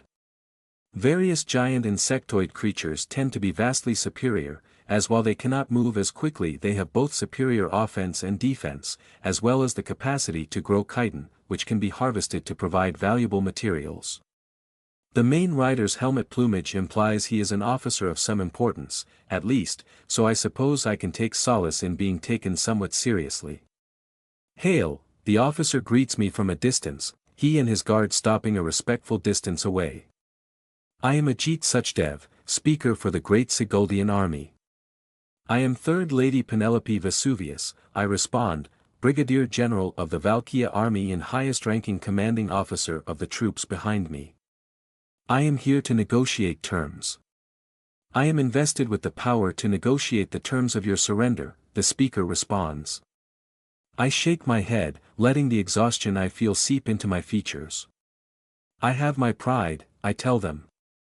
"I will negotiate with your commander." The speaker glances at one of the men beside him, who gives a subtle signal with one hand. "The commander will not walk blindly into a Valkan trap," the speaker dismisses. "There is no trap," I say frankly. "Even you can tell we are a token force. I have a matter to bring to your commander, one that a speaker cannot guarantee. Allow me to parley with him." "You will tell me of this matter," the speaker demands bluntly. "If it is determined to be worth the attention of our commander, then I will relay it to him." I allow myself a small sigh. "I am here alone because I do not merely seek surrender," I admit. "I seek political asylum. I am willing to trade military intelligence for my personal safety." The speaker sneers down at me, as if personally offended by my willingness to assist him. "I will inform the commander," he says simply, and the riders depart. After about an hour, the entirety of which I spend standing alone between two armies, riders once again come out to meet me. The speaker glowers down at me as he makes his demands. "You will consent to be put under guard by our war masters. You will consent to being searched. You will consent to being bound. Then, you will consent to being taken to our camp, where you will speak to the commander." I grit my teeth, but nod. I can hardly blame them for not taking any chances. I consent. The war masters, I assume, are their equivalent of tactical officers. 2 men flank me, standing slightly behind me where I cannot see them without craning my neck. Then I am searched quite intrusively, I might add, although at least it was done by another woman, and finally my hands are bound like a common prisoner to prevent me from casting spells. Then I am led behind the horses towards the enemy's camp, wishing I had not introduced myself with my family name, as in retrospect it is likely not one that garners a lot of positive feelings from Sigoldians. The command tent is large and relatively obvious, and the commander inside is surprisingly young, likely only a year or 2 older than my dear departed fiancé. He's a plain-looking man, round-faced and beardless, whose most notable feature is his slightly narrow eyes, crinkled with crow's feet in a way that implies he does a lot of smiling. And indeed, he greets me with a wide grin as I enter the tent, introducing himself as Commander Khurshid Rao. "Please forgive all the security," Commander Rao requests pleasantly. Your offer of intelligence is of the kind that tends to seem too good to be true, as I'm sure you understand. You nobles of Valka are many things, but prone to treason is not one of them. You would be surprised, I answer dryly, putting a quirk of a smile on my face and making sure to carefully adjust my seating position to best frame my body. Loyalty is not what it once was in my country. We have fallen far. So it would seem, the commander agrees. Although I mean no offense. No offense is taken. I would be happy to give you whatever assurances are necessary. For my part, I feel it difficult to betray a country that worked so hard to betray me. I was sent here with a force that a single one of your war masters could likely wipe alone. We have no defense against you, no capacity to even slow you down. The reality of my situation is that I am not here to fight you, Commander. I am here to be assassinated by you, or at minimum to be captured and humiliated by you, and the 3,000 men sent with me were considered an acceptable sacrifice to accomplish this. That is heinously dishonorable, if what you say is true, Commander Rao agrees. And so in light of this realization, you have decided to abandon your nation? A nation as corrupt as Valka does not deserve to exist, I say frankly. Is that not the very reason you are here, Commander? He nods, slowly, and I take that as permission to continue. I lean forward as I speak, a genuine intensity reaching my face. Valka rots from within. Our capital has suffered the greatest humanitarian crisis in the history of our nation, and those that should be protecting our people are using it to squabble for power instead. I will have no more of it. He shows genuine interest at that, and I feel confident in pinning down his personality. The man is an idealist, one that truly loves his country not out of blind devotion, but out of love for principles that he works to uphold. I spend the next 3 hours speaking with him, dripping enough relevant military information to prove my value while I spout agreeable platitudes relating to his personal philosophy between the occasional flirtatious pose or phrase. He then requests that we speak together privately, as I both expected and dreaded that he would. He takes me to his quarters, leaving the war masters to vigilantly guard from the outside, and the entire time I act like I'm just as eager and aroused as he clearly is, despite not feeling the tiniest spark of attraction for this man. He has quite a fine bed for one that needed to be dragged all the way from battlefield to battlefield, so at least it will be nice to lie down on it for a while. It's going to be a little difficult to get my shirt off with my hands bound together like this, I comment, as jokingly as I can muster. I refrain from protesting as he carefully draws the knife along my back, avoiding cutting me as he shreds my clothing piece by piece. This seems to be something he has quite a bit of practice with, so I can only assume I'm not the first prisoner he's used this particular brand of foreplay on. I'm no fool, after all, for all my social maneuvering, I am a prisoner, but it is at least the highest grade of prisoner that I could reasonably expect. Better to be bound in Sigulda than dead on the road. Being trapped in bindings is the opposite of how I prefer to enjoy intimacy, but there was never any chance I was going to enjoy this in the first place, so it hardly matters. The knife finishes divesting me of my clothes, and then he removes his own, taking his oh so annoying time, which obligates me to act like I'm interested while he does it. The man opts to start slow, at least, sitting beside me and holding me in his powerful, toned arms while I just wish he was my scrawny little Vita. A dull thump sounds on the outside of the tent, quickly followed by a second one. Rao scowls, raising his voice to snap at his men. "What's going on out there?" he demands. There's no answer. He gets up, knife in hand, and I watch with immense satisfaction as he peeks his head out of the tent, his dark face getting ever so slightly paler. He looks back in the tent, and I take a deep breath of satisfaction, doing my best to memorize the look on his face. "What did you do?" he breathes. "I slaughtered your army, obviously," I answer. "You." He tries to lunge for me, but stumbles, falling to the floor as the strength leaves his limbs. The knife clatters to the floor, and with some difficulty I manage to pick it up, hold it between my knees, and saw away at the bindings around my hands. It's funny, I comment idly, flexing my fingers. It took me quite a while to decide to try this. It's just so ingrained in my head that I can't use my talent on people, certainly not a communicable version of it. I pluck his coat from the floor, draping it around my shoulders for some basic modesty. It doesn't fit at all, but I like the style of it. Rao coughs, blood splattering out of his mouth. Smiling, I step past him, opening the flaps of the tent to let in beautiful sunlight and the agonized wails of the dying.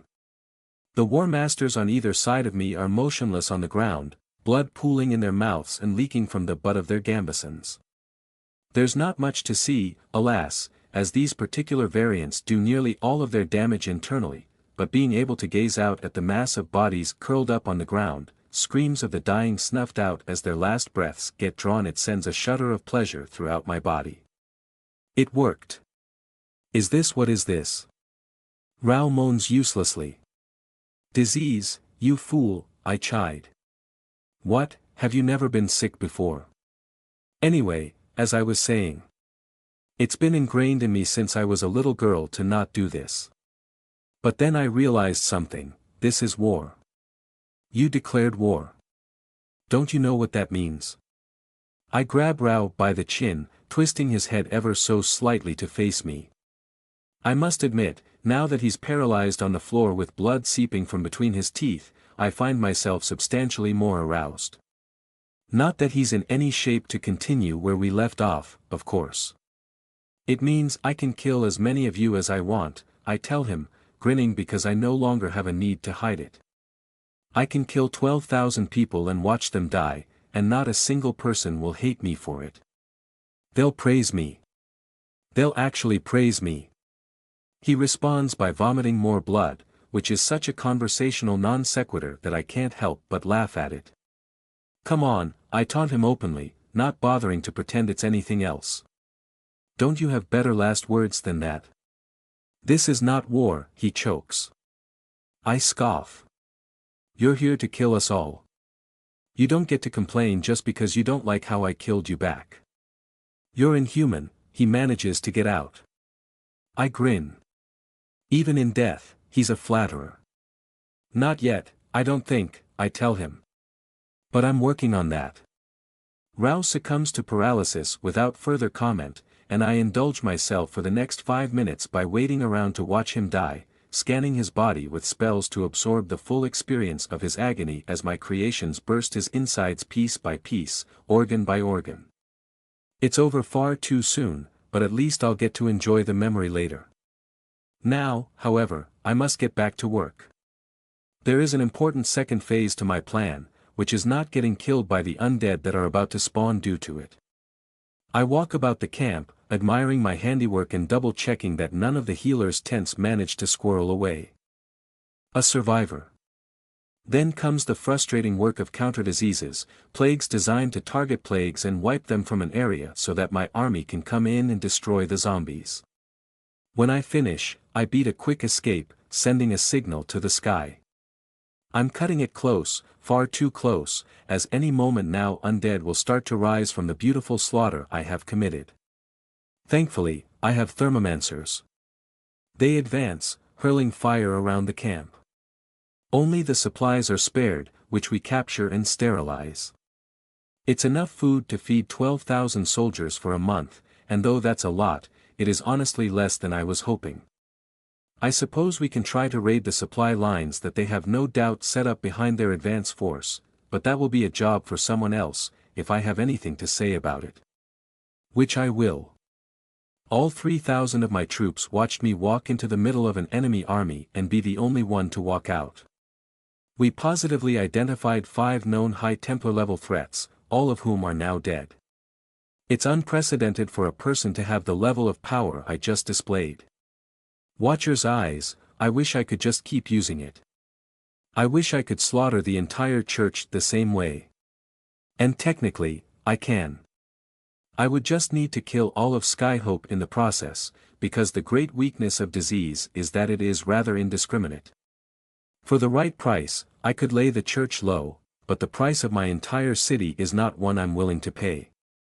My duty demands that I stay my hand, and now that I have shown it, my enemies will inevitably develop countermeasures regardless. In fact, I will likely be ordered to develop them myself. Still, it was worth it. I take a deep breath, letting my nostrils bask in the scent of burning corpses. Just for today, I am a goddess. Today my mask served the will of my true self, not the other way around. I didn't just survive, I lived. It's time to begin my own plots. I will not let the church have their way. I will not let them keep Vita from me. When I return to Skyhope, my army untouched and my coffers full of plundered weapons and rice, I am declared First Lady Penelope Vesuvius. Cognomen are not granted to true nobles the way they are to High Templars, we gain family names instead, each one pulled from ancient mythology about mountains that belch molten stone.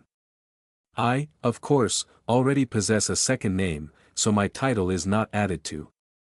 Still, after a few rumors I helped to bolster, I informally gained an additional moniker, one that I am quite fond of. To my enemies, it is a warning.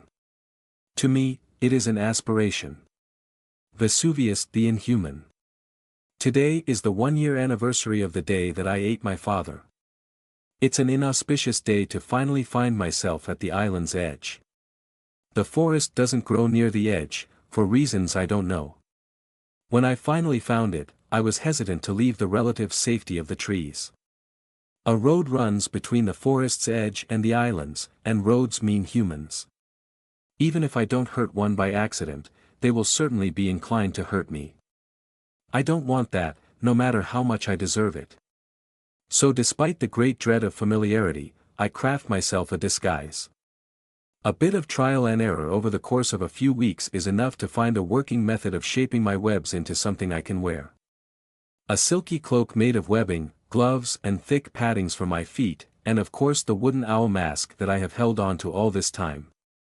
Once again, on this wretched anniversary, I don clothes and step out into the world of humanity. It's unlikely to be as good of a disguise as it was a year ago. I'm nearly twice as tall, my body lanky but growing into a somewhat humanoid womanhood which to some part of my mind is pleasantly welcome but in practice is mostly just annoying. Why do I even have these?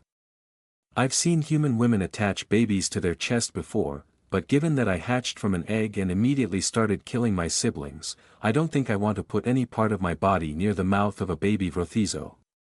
I have to use webbing to bind up the deposits of fat growing on my chest or they flop around painfully as I move, putting more strain on a back that is already doing its best to accommodate 4 shoulders and 6 recently grown 2-foot-long quills protruding from either side of my spine. I am, to put it lightly, constantly sore. Not hurt, at least not really, but whatever method my body uses to slap parts into place is less than perfect.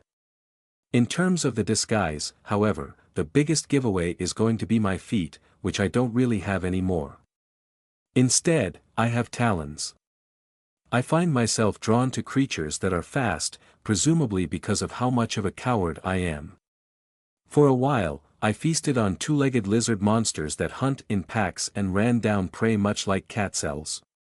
But then my feet started to morph disgustingly, my toes thickening, the big one moving backwards like a thumb, my claws elongating to tear through anything I might try to grasp with them. The total length of my foot started increasing as well, and I suspect that if I did not stop eating my prey I would have found myself unable to use my heel as anything but a knee. I don't like that. I don't want to be a freakish mash of parts. I want to be a person. At least the quills I grew can be pressed flat against my back, making them relatively easy to hide. The creatures I feasted on before growing them could shroud themselves in darkness, absorbing heat and light from the surrounding area. I ate them, initially, because I noticed that the creatures didn't eat anything. They somehow got their power in other ways. I hoped I could find a replacement for my own hunger, but that didn't work in the slightest.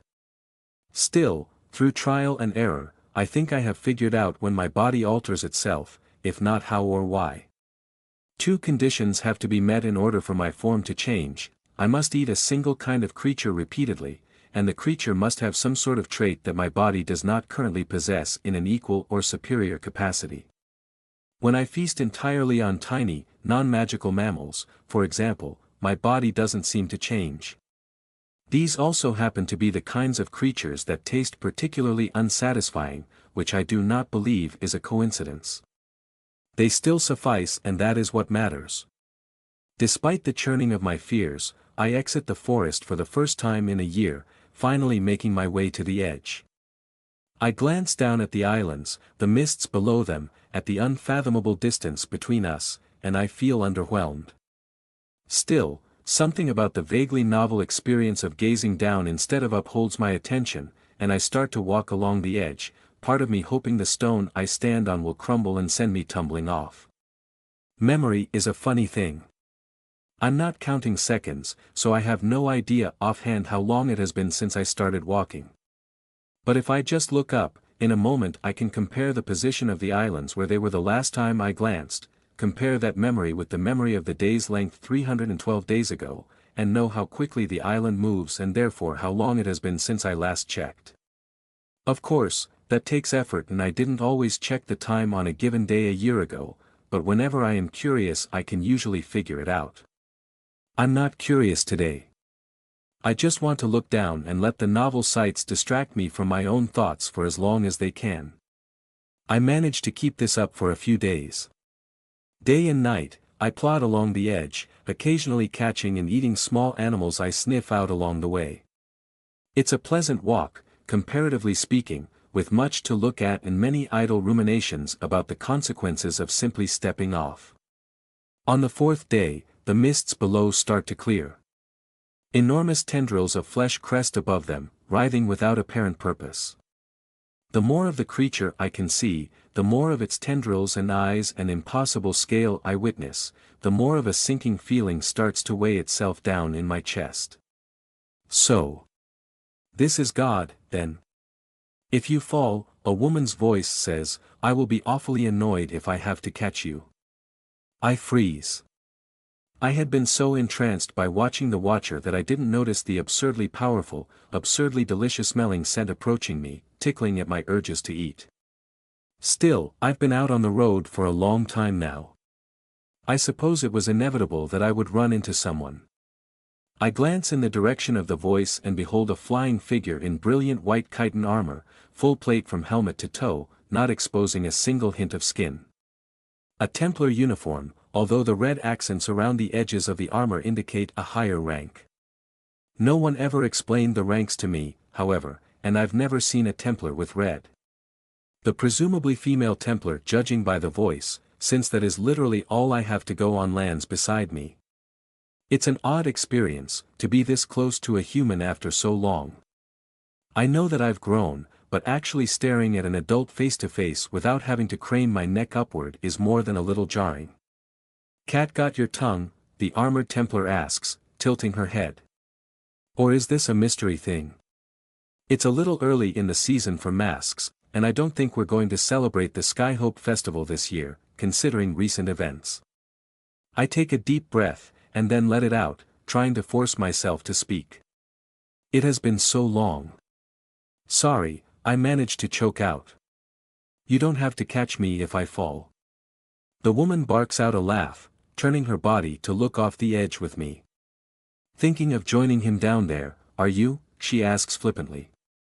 I'll give you the same warning I give everyone, the fall is longer than you think. You're more likely to die of dehydration than you are to die on impact. Terrible way to go, really. I suppose you can aim for an island, but that just doesn't have the same symbolic value, does it? And if you miss? I break my gaze away from her, looking down once more. How long does it take humans to die of dehydration? 4 days, 5. I can go longer than that. I'm more worried about surviving the fall, personally, I admit. Is that so? She asks. Is surviving a terminal velocity impact a concern for you? I imagine myself crashing down onto the surface of another island, bones broken and blood leaking from all over but still alive. Perhaps someone would see me fall, perhaps they would check the impact site. And between hunger and injury, would I have the self-control necessary to do anything other than devour my savior all over again? Or would I kill them as soon as I could move? I don't know, I answer. Maybe. Probably. I should leave, but something in me aches to continue the conversation with this random stranger. I keep my gaze locked on the slithering tendrils of God, trying to let my mind wander rather than focus on how much danger I'm putting her in for my own whims. Is it blasphemy to be unimpressed? I ask. The Templar looks up, staring at me again before letting out another chuckle. She sits down cross-legged at the edge of the world. I nod glumly, flinching a little at the Templar's vulgarity. August always taught me to never swear, but I suppose it is certainly not my place to correct a Templar. Industriousness, I quote, remembering the name of the virtue. The watcher smiles on the studious, the strong, the creative, the tireless. We must each do our part to develop ourselves and our community into one we can be proud of. You've been to your fair share of sermons, the Templar says, nodding approvingly. Yes, sometimes in life we must give up on a hopeless task. But to consider yourself hopeless is to believe you know better than the Mist Watcher, than the very being that created you. Whatever your burdens, they are yours to bear. You do not get to cast them off by fleeing into death. I sigh, sitting down next to her and dangling my feet over the edge, careful to smooth my cloak under me to not catch it on the uneven rock. I press down my urge to attack her, to eat her. It's always there, but I don't have to listen. I want to believe that. To trust that I can live without fearing myself. Isn't it just a matter of time, though? I will always be the monster that killed August, that got shown the greatest kindnesses anyone could ask for and ruined them all. How could I ever trust myself not to hurt anyone? You shouldn't be alone, the Templar says. You're clearly a bit caught up in your own head, but I can't be the one giving you a reason to live. I'm not a preacher, just a warrior. Do you have anywhere you can go? No, I answer. Nowhere. Then go to church, the Templar instructs. Even the most heinous of people will find forgiveness if they seek it in the many arms of the Mist Watcher. It won't always come in the form you want it to, but you will find it. So long as you truly desire salvation, so long as you are willing to work to change yourself, you can. I manage a humorless laugh.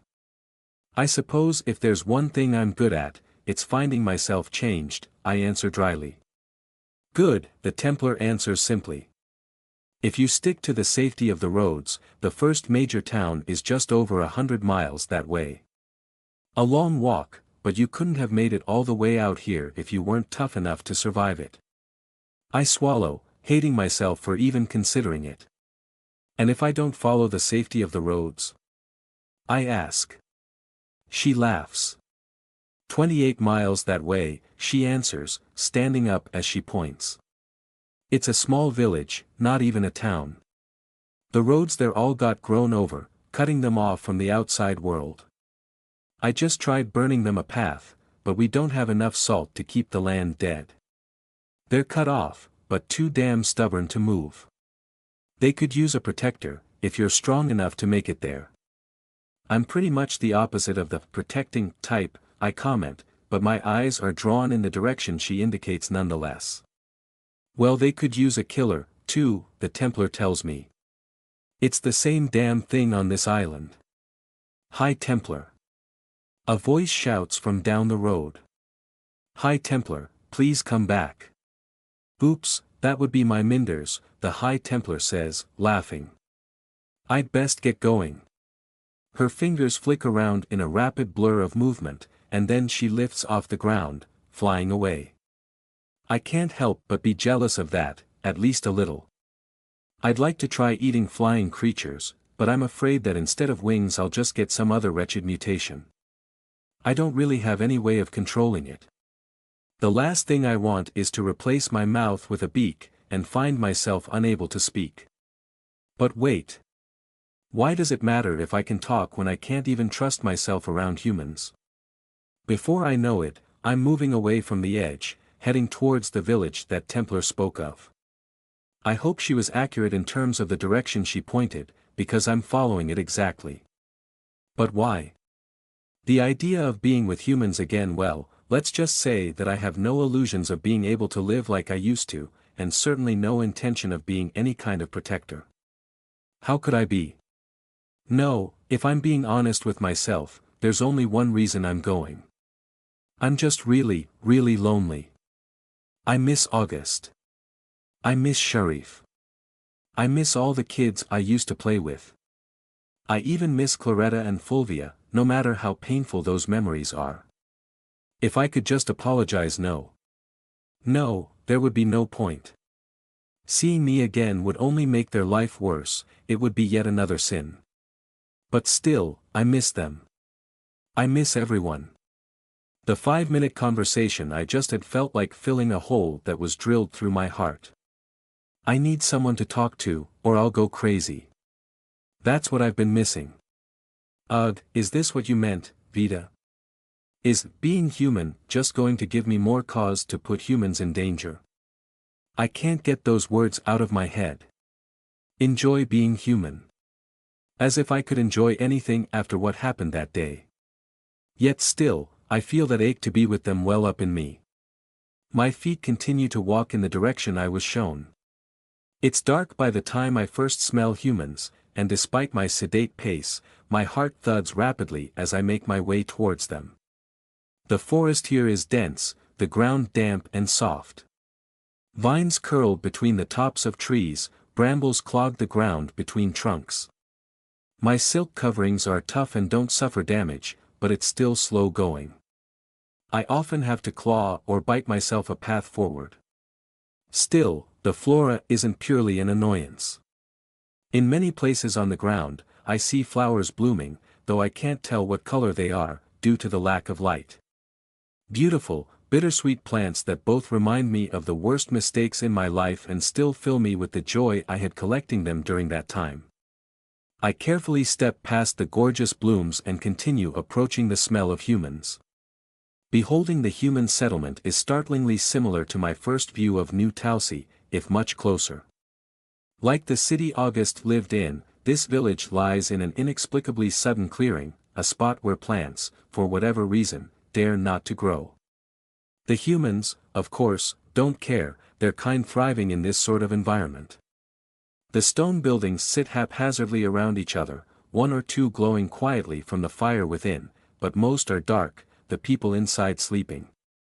I don't have the courage to enter the clearing, but I watch and I wait. All night. Morning comes soon enough, my own torpor speeding along my perception of time. As the humans start to stir, I retreat away from them, busying myself with admiring flowers, which happen to be brilliant shades of yellow and orange, and hunting down a fresh supply of rodents to ensure that I am as in control as I can be. It's okay. It'll be okay. I won't hurt anyone. I just have to go over there and say hi, and then I don't know. And then I'll do something else. Cry and run away, maybe. I have nearly died dozens of times in the forest, fighting monsters 10 times my size, and I have never wanted to scream more than I do right now. So I just watch.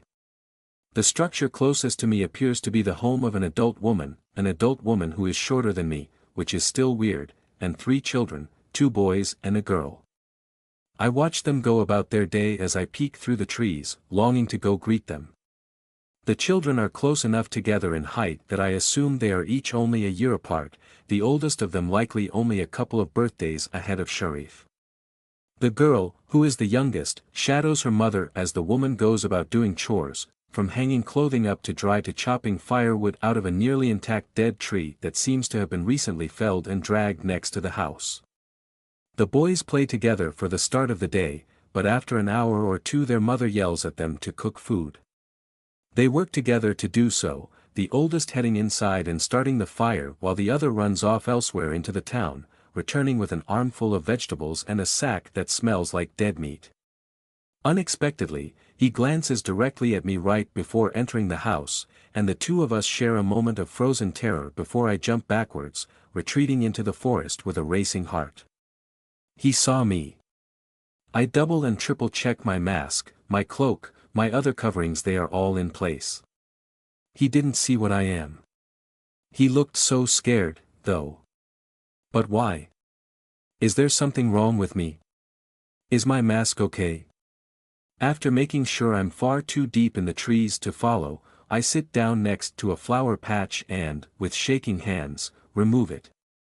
It looks the same as it always has, as intact as the day I first chose it. I breathe a sigh of relief, place it firmly back on my face, and stand back up. It doesn't take more than a couple hours for me to find myself staring out from the forest once again. I watch the same house, careful to dodge back into the trees if anyone starts to turn my way. Other villagers occasionally come by, adults chatting with the mother and trading with her, children playing with the children of the house. Enraptured, my stares continue until an island's penumbra hits, day starting to turn to night. The family returns to their home, the boy who saw me before turning his head towards my hiding spot before he heads inside, but I am fast, far faster than any human, and I am gone before he spots me again. When the light vanishes in the peak of night, I curl up on the forest floor and begin my torpor until day, despite my muscles and body screaming to move, to hunt throughout the night. My body gets its wish, a dangerous scent filling my nostrils 2 hours after dusk. A fellow monster approaches, strong enough to start my nose twitching, my mouth drooling. At first, I want to ignore it, but the closer it wanders towards the village the more I worry. Will it attack? Will it seek food there? After some deliberation, I rise, removing my mask and cloak. If nothing else, I won't be able to torpor properly while I worry about it.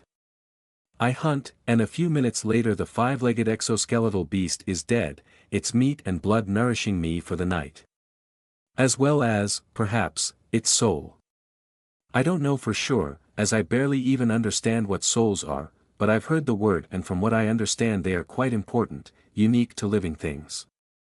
My own observations seem to indicate that some part of me feasts on the ephemeral, and something about death makes the consumption of a body unpalatable. As if my existence needed to be even more horrifying. There is nothing I can do about it, even if it is the case. I've already tried and failed to stop eating entirely, and it becomes no more possible merely because my diet is that much more monstrous.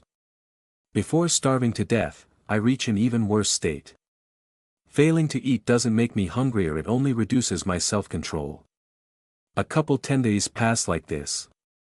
I watch the villagers during the day, most commonly the house with a mother and her 3 children, but I take many vantage points from around the circumference of the village, longingly soaking in the vicarious companionship.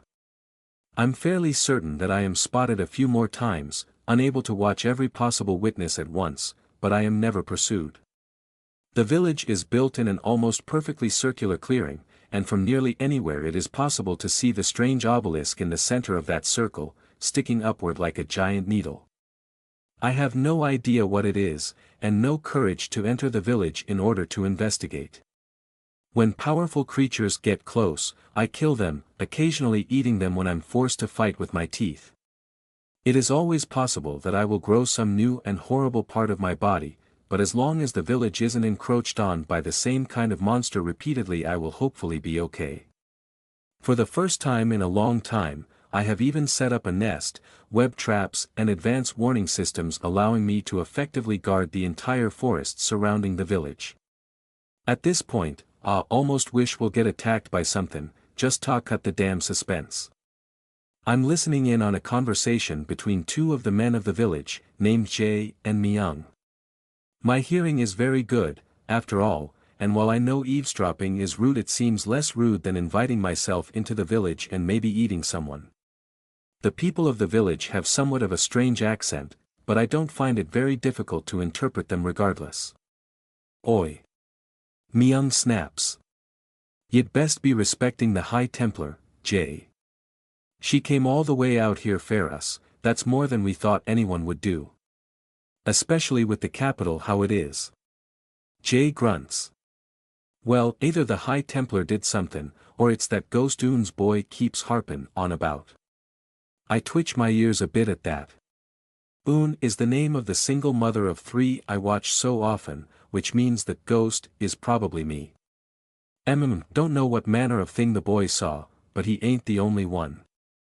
Something's been creepin' about our forest, though the old preacher insists it can't be a ghost.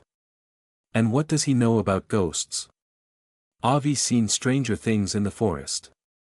Well, here's what I know about ghosts, absolutely nothing. I've never even heard the word before today, so I'm not really sure what this all means. A very quiet snapping noise yanks me away from those thoughts, however, and I quickly twist my head around to see one of my early warning threads drooping slack. Time to hunt, it would seem. I don't smell anything, which matches what my threads tell me, namely that the monster is approaching from the opposite side of the village. That is a bit of pain, even as fast as I am. I retreat from my eavesdropping spot and quickly start to run around the circumference of the village, heading back towards my main nest. I smell it much sooner than I expect to, hearing the crashing of branches and, soon after, a scream. Panic filling me, I rush back to the tree lean only to see a pitch-black beast with a thick, barrel-like body charging mindlessly into the village.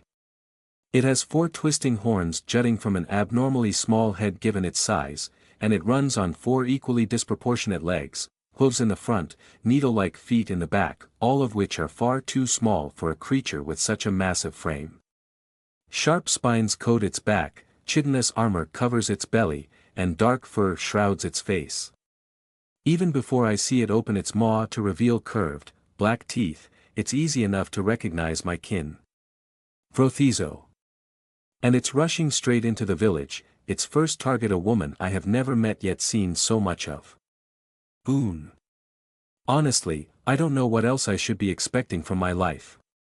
With a flex of my feet, my talons burst free of the foot coverings I've bound them in, wicked claws gripping deep into the soft dirt as I blast myself forward. I have mentioned, previously, that I am fast. Even when I was half my current size, I could cover ground unlike even the quickest humans I knew. Now I am at speeds where any more strength to my legs would be less of a boon than if I was just smaller. I'm all but forced to bend forward as I run, my body low to the ground to present as little resistance to the air as possible. This is not a technique I was taught, not something I saw someone else do and memorized. This is a lesson learned from trial and error, from feeling the wind itself try to crush me at the height of my speed. I am on the far side of the village from my target, still, but I cross the distance like an arrow, leaping past the screaming woman that flees at what may as well be a standstill to me. It is mid-flight to my enemy that I realize I am still adorned with my cloak and mask, the disguise hampering some of my greatest weapons. But not my speed. Still in midair, I wrap my arms around my brother's undersized head and hold firm as my momentum carries me ever forward. I curl my body, letting that speed transition into rotary motion, and feel the satisfying crunch as I twist his head hard enough to break his spine. A resounding clap thunders behind me as I come to a sudden stop, the air itself finally catching up to my blitz of movement. Then he bites me, because an injury as pedestrian as a broken spine is hardly enough to take out a Vrothizo. I hiss with fury as his teeth slide through my cloak and my arm, stealing a sizable chunk of flesh from my body where it immediately vanishes down his twisted throat. I gouge my talons deep into his shoulders before kicking off him, landing on 3 limbs in time to see him charging directly at me, the humans forgotten. My brother roars furiously, and I feel a roar of my own bubble up in my chest, unleashing itself as I rip my mask off and meet him tooth to tooth. Battles between my kin are messy. A mouthful of flesh can be all we need to regenerate damage dealt to our bodies, and the mindless bloodlust that comes naturally to us tends to prioritize offense over defense. As a result, multi-Vrothizo combat tends to dance in nigh incestuous cycles of feasting and regenerating as they tumble over one another in a furious hunger. I, however, am not an idiot, so I leap past him and bite both of his back legs off, using my superior speed to ensure that I never get within range of his mouth. The black blood wets my throat as glorious meat slides down it, though I prefer even a squirrel to this abomination of uncomplimentary, disparate traits. He may be powerful, but any meal would be better than one of my own kin. Not for any misplaced sentimentality or compunctions against cannibalism, but for the simple fact that fellow Vrothizo just do not taste very good. Still, meat is meat. It takes many bites to finally feel one taste like ash, but then it's done. My head snaps towards the villagers immediately, instinct driving my eyes to search for my next meal. I spot them clustered together, weapons pointed my way and children moved far from the scene of the battle. Very, very carefully, I resist the urge to devour them all. I close my eyes, take a deep breath, and calmly stand up, chin dripping black. They watch me, faces hard, every muscle in their body tense and ready to fight for their lives. I stare at them. They stare at me. A few of them actually smell quite powerful, but not powerful enough to pose me any real threat. Based on the look on their faces, I think some of them know that. Sorry, I managed to choke out. There's no response. My body tries to blush, but my skin and blood are the same color, so it isn't at all visible. Oh no. I can't believe I took off my mask. I just didn't think I would be able to win without my mask. I quickly look around, relief flooding through me as I spot my mask intact on the ground. I rush over, leaning down and putting it on with shaky hands. Sorry, I mumble again, not sure what else to say. Sorry. My talons are showing. There's a huge mouth-shaped hole in my cloak, revealing my extra pair of arms. They can see me. They know what I am. I screwed everything up. Tears welling up behind the wood covering my face, I turn and sprint back into the forest, leaving the terrified villagers behind. I run and run and run, finally collapsing next to a ring of red flowers. I'm just so stupid. I could have fought without my fangs, I could have kept away from his head, that woman was so close to getting eaten, I didn't have any time to think, and I had to get it away from her, and I'm pretty sure she's alive. She's alive. I saved her. That's worth it, right? It doesn't matter if they hate me, it doesn't matter if I can never talk to anyone or have any friends ever again. I saved a life, instead of ending it. I did something good. I shudder out a few more tears, peeling my cloak and coverings off so I can stretch my aching back.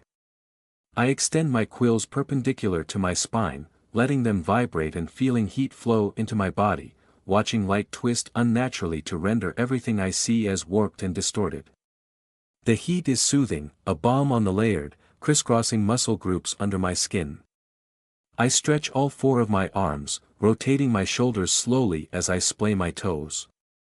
I'll be okay. No one got hurt except me, and I healed it right off. That's a victory. I imagine, in my head, August smiling down on me, telling me I did a good job. I start to cry again. The next day, I find myself heading back towards the village against my better judgment.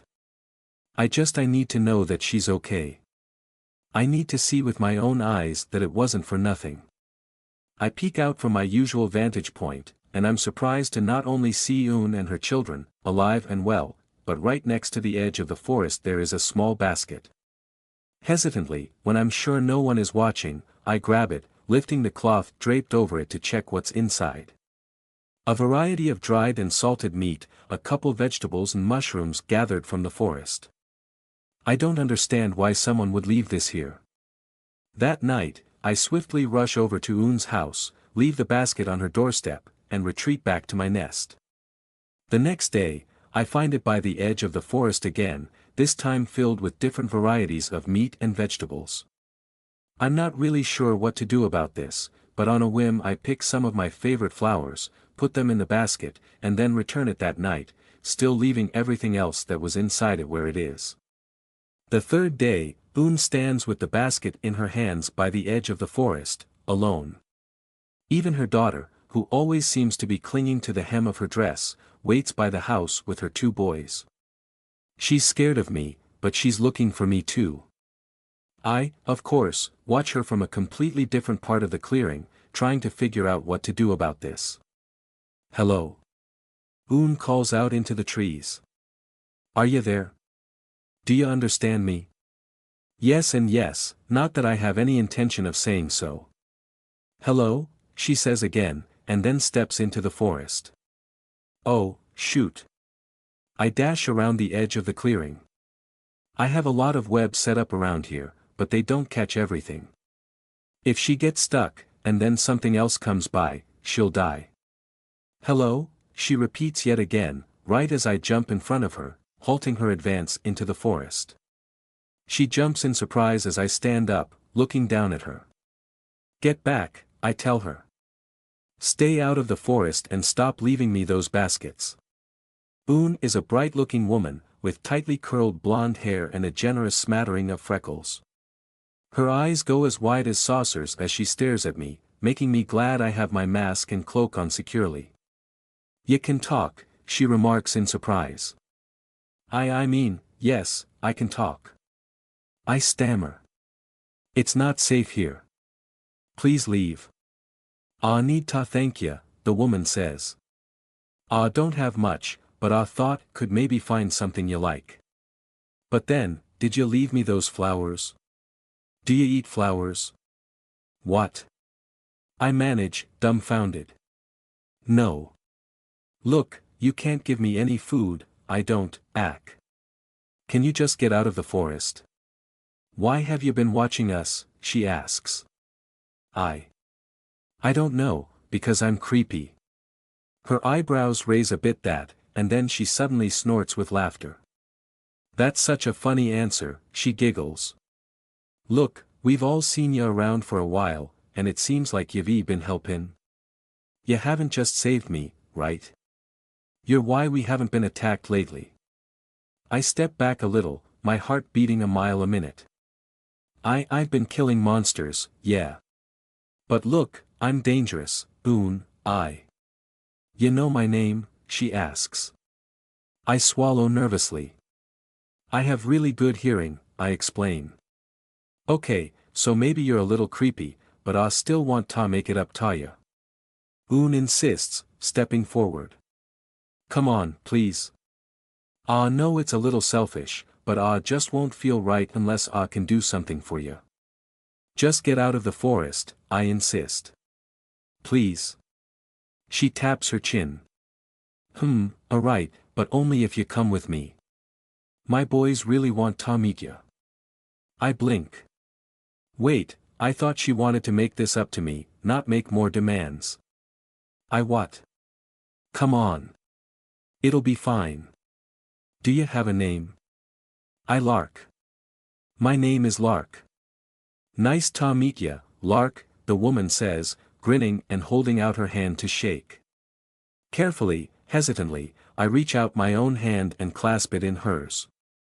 She grabs me firmly, and instead of shaking she pulls my hand up close to her face and starts poking at my fingertips. Oh. You got claws, don't ya? Fascinatin'. Almost thought the men had wax in their eyes when they told me. I freeze, not wanting to accidentally cut her. From behind her, back in the village, I smell a pack of the village's stronger inhabitants approaching our way. Un. A man's voice snaps. Jay, I think. Oi. Are you in there? What are you doing, you fool woman? Oh. Un says brightly. Come on, let's go introduce you. Wait, I manage, but she's already pulling me towards the clearing. I could stop her, but I don't. The two of us exit the forest together, meeting 4 men and another woman from the village, all with weapons drawn. Don't worry, everyone. Un says cheerfully. I am perfectly fine. You should all meet Lark. I blink. That's quite a swear. I'm pretty sure the Mistwatcher doesn't have those. Don't get your dick in a twist, Jay, she clearly ain't. Do you see this lady trying to bite my throat out? Sorry, is it okay if I speak for myself? I managed to say. The gathered warriors all stare at me in surprise as Un grins smugly. "Ah, told ya fools. Maybe she ain't human, but she ain't no Vrothizo." Am actually, I say. "A Vrothizo, I mean." Un laughs nervously, glancing up at me. "Odd sense of humor, but you clearly aren't," she argues, a bit of that joviality to her voice slipping away. "What with the whole talking and the flowers and the not killing anybody. It's not a joke in good taste, you understand. We've had quite a bit of trouble with the black creatures lately." It's not a joke," I tell her. "Sorry." I reach up to my face, hands shaking slightly as I remove my mask and hood. What's the point of trying to hide it? A bunch of them have already seen me, it's not like I would be able to keep the ruse up.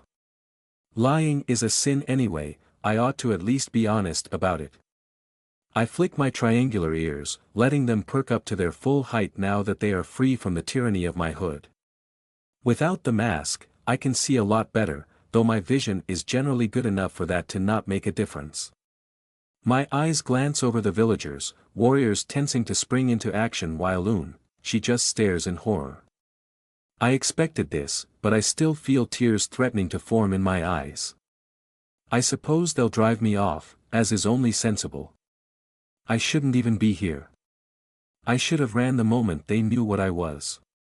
No, I should have never approached this village in the first place, never put them in danger of getting close to my fangs. Un steps away, finally doing the smart thing and slowly backing towards her village warriors. Although she does not do the smarter thing and just run. "Ah, but she saved me," Un breathes. "She gave me flowers, Jay. She can talk." Despite her protests, she still retreats behind the others. "If you ask me, that makes this thing more dangerous, not less. What do you want from us, Hiverock beast?" Nothing," I answer. I'm not going to eat you or anything, if that's what you mean. Or at least I don't want to eat you. Who knows if I will. Then what are you doing here?" I just, I clutch my two hidden arms close to my chest, trying to seem smaller as my other hands fumble with my mask. "I should not be here. I know that. I knew that, and yet. I just wanted somebody to talk to," I admit quietly. "Well, we talked," Jay snaps at me. "Now leave our village alone. We don't want ya." "Now Jay, don't go speaking for everybody," a voice from behind the warriors insists. They glance backwards, spotting the older man approaching us. Just looking at him makes me think of August, which is less than pleasant, but I still immediately recognize the distinctive hat on his head, emblazoned with the human eye. I bow my head respectfully. "Hello, preacher," I murmur. "Greetings, young one," the old preacher says, nodding back before addressing the other humans. "Friends, I don't see a monster before me. If you do, your eyes are worse than an old man's. People come in all shapes and sizes. Is this the first time you've all spoken to someone that isn't human?" They're right," I blurt out before anyone else can. "I'm dangerous. I should just go." Hands clasped behind his back, the preacher smiles ever so slightly. "No one is stopping you. And yet here you still are. Tell me, how old are you, child?" I feel myself blush again, but it wouldn't do to lie to a preacher. "I am just over a year old, sir," I answer honestly. That certainly gets a round of surprise. Most humans my age would still be crawling in diapers, whereas I'm taller than over half the people here. "Well, you're certainly the politest young woman your age I've ever met. What is your name?" "I thank you, sir. It's Lark, sir." "Lark," he repeats. "A beautiful name. Do you have any use for an old preacher, Lark?" I swallow. Am I really doing this? Am I really making this mistake again? Am I going to put these people in danger? And yet this is what I was told to do. August trusted the church. Rather than a mistake, maybe this is me finally listening. A Templar I met on the road told me to seek one out, I answer. She thought I was human, but it still seemed like good advice, I guess. The preacher nods pleasantly. All people are welcome in the embrace of the Mistwatcher. No matter how far away you're from or how odd you look. Come along. Gregory, please, Jay presses, though he and everyone else still steps out of the way as I approach the preacher, almost in a trance. You can't bring that, the kids are all perfectly fine, and liable to stay that way, Preacher Gregory insists. I told you there was no ghost. And now we see it's just a young lady that has already spent 20 days with us very much not hurting anyone. The opposite, in fact. The Church of the Mistwatcher welcomes all, Jay. That seems to end the conversation, as there are no more protests while I silently follow Preacher Gregory towards the center of the village. There, next to the ever-present obelisk, is a large wooden building, easily the biggest in town. It's not difficult to guess why, considering the carved tentacle motifs. It's the local church, and it is designed to seat the entire village inside it at once. The preacher takes me inside, and I'm a bit surprised to see how different it is to the only other church I have entered in my life. It's very humble, containing very little other than wooden walls, pews, a podium, and 2 side rooms that I can only assume the contents of. Only once we are inside, the door shut behind us, does the preacher address me again. So what brings you to me, Lark, he asks. I don't have an answer for that, not really, so I stay silent as the old man slowly sinks himself into the nearest pew, relaxing considerably as he rests his old bones. I remain standing, not really sure what else to do other than try to control the nervous twitching of my quills. The last thing I need is them ripping open the back of my cloak. Which, despite the strength of my webs, they can absolutely do. Another fun fact about my quills, they make sitting down a pain in the ass, almost literally. I have to splay them out a little or they poke into whatever I'm sitting on. Gregory seems to notice my hesitance to answer, so after a bit of an awkward silence he speaks up. Stop me if you know this already, he says agreeably, but a preacher has many duties. The first is of course to guide their community as a whole. We lead sermons, gatherings, and so forth. We handle the affairs of the church in places like this, where we are small enough that one man can do the job. And these things are what most think of when they think of a preacher. But to me, I think there is a more important duty we possess. We are not just someone that preaches, we are someone that listens. It is our job to guide, not to judge. Any sins you admit within this hall are not forgiven, Lark, but neither will they be held against you. I remain quiet for a while, but this time Gregory does not offer any other words to fill the gap. Which is what I need. Because I already know what has to be said. I know what August would want me to do. I just have to stop being a coward and do it. One of the 5 virtues, I say softly, is forgiveness. That is so, the preacher agrees. I chew over my words for a bit, before coming out with them. That seems horribly wrong to me, I tell him firmly. I know that I'm not even remotely in a position to question the Mistwatcher's teachings, but I can't see how that's true. I can't see why that should be true. There are so many things that no one should be expected to forgive me for. It's wrong. It's wrong to think about the fact that those people could meet me in a supposedly perfect place, if I just what? Learn my lesson. Try really hard.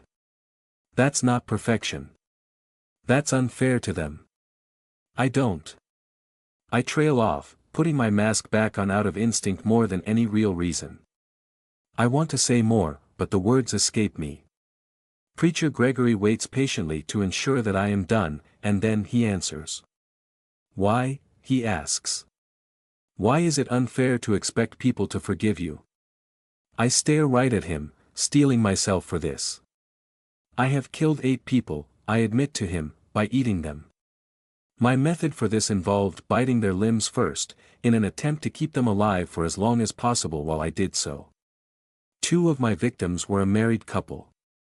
They had a 6-year-old son. I forced the man to watch me slowly kill his wife before eating him as well.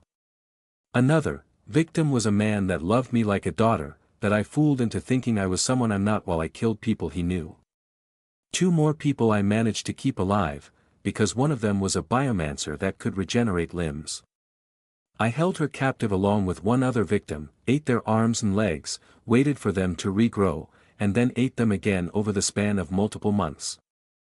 I watch him throughout my explanation, keeping my eyes glued to his face. The old preacher is good at not showing emotion, but there's slips of it that get through. Fear. Disgust. It's a confession that I've rehearsed before, in my head, trying to figure out the best way to emphasize the way I see my own crimes. Good luck trying not to hold this against me. Yet his voice is still calm and measured when he finally finds it. And do you intend to do these sorts of things here? He asks. Why do you admit this to me? Because the last two are still alive. And I can't think of a single thing more horrible, more undeserving than the idea that they might be expected to forgive me. I don't understand it. Immediately, his face softens. Just a year old, you said. Well, let me ask you this then. Why did you do it? I frown. What does the reason matter? It was still done.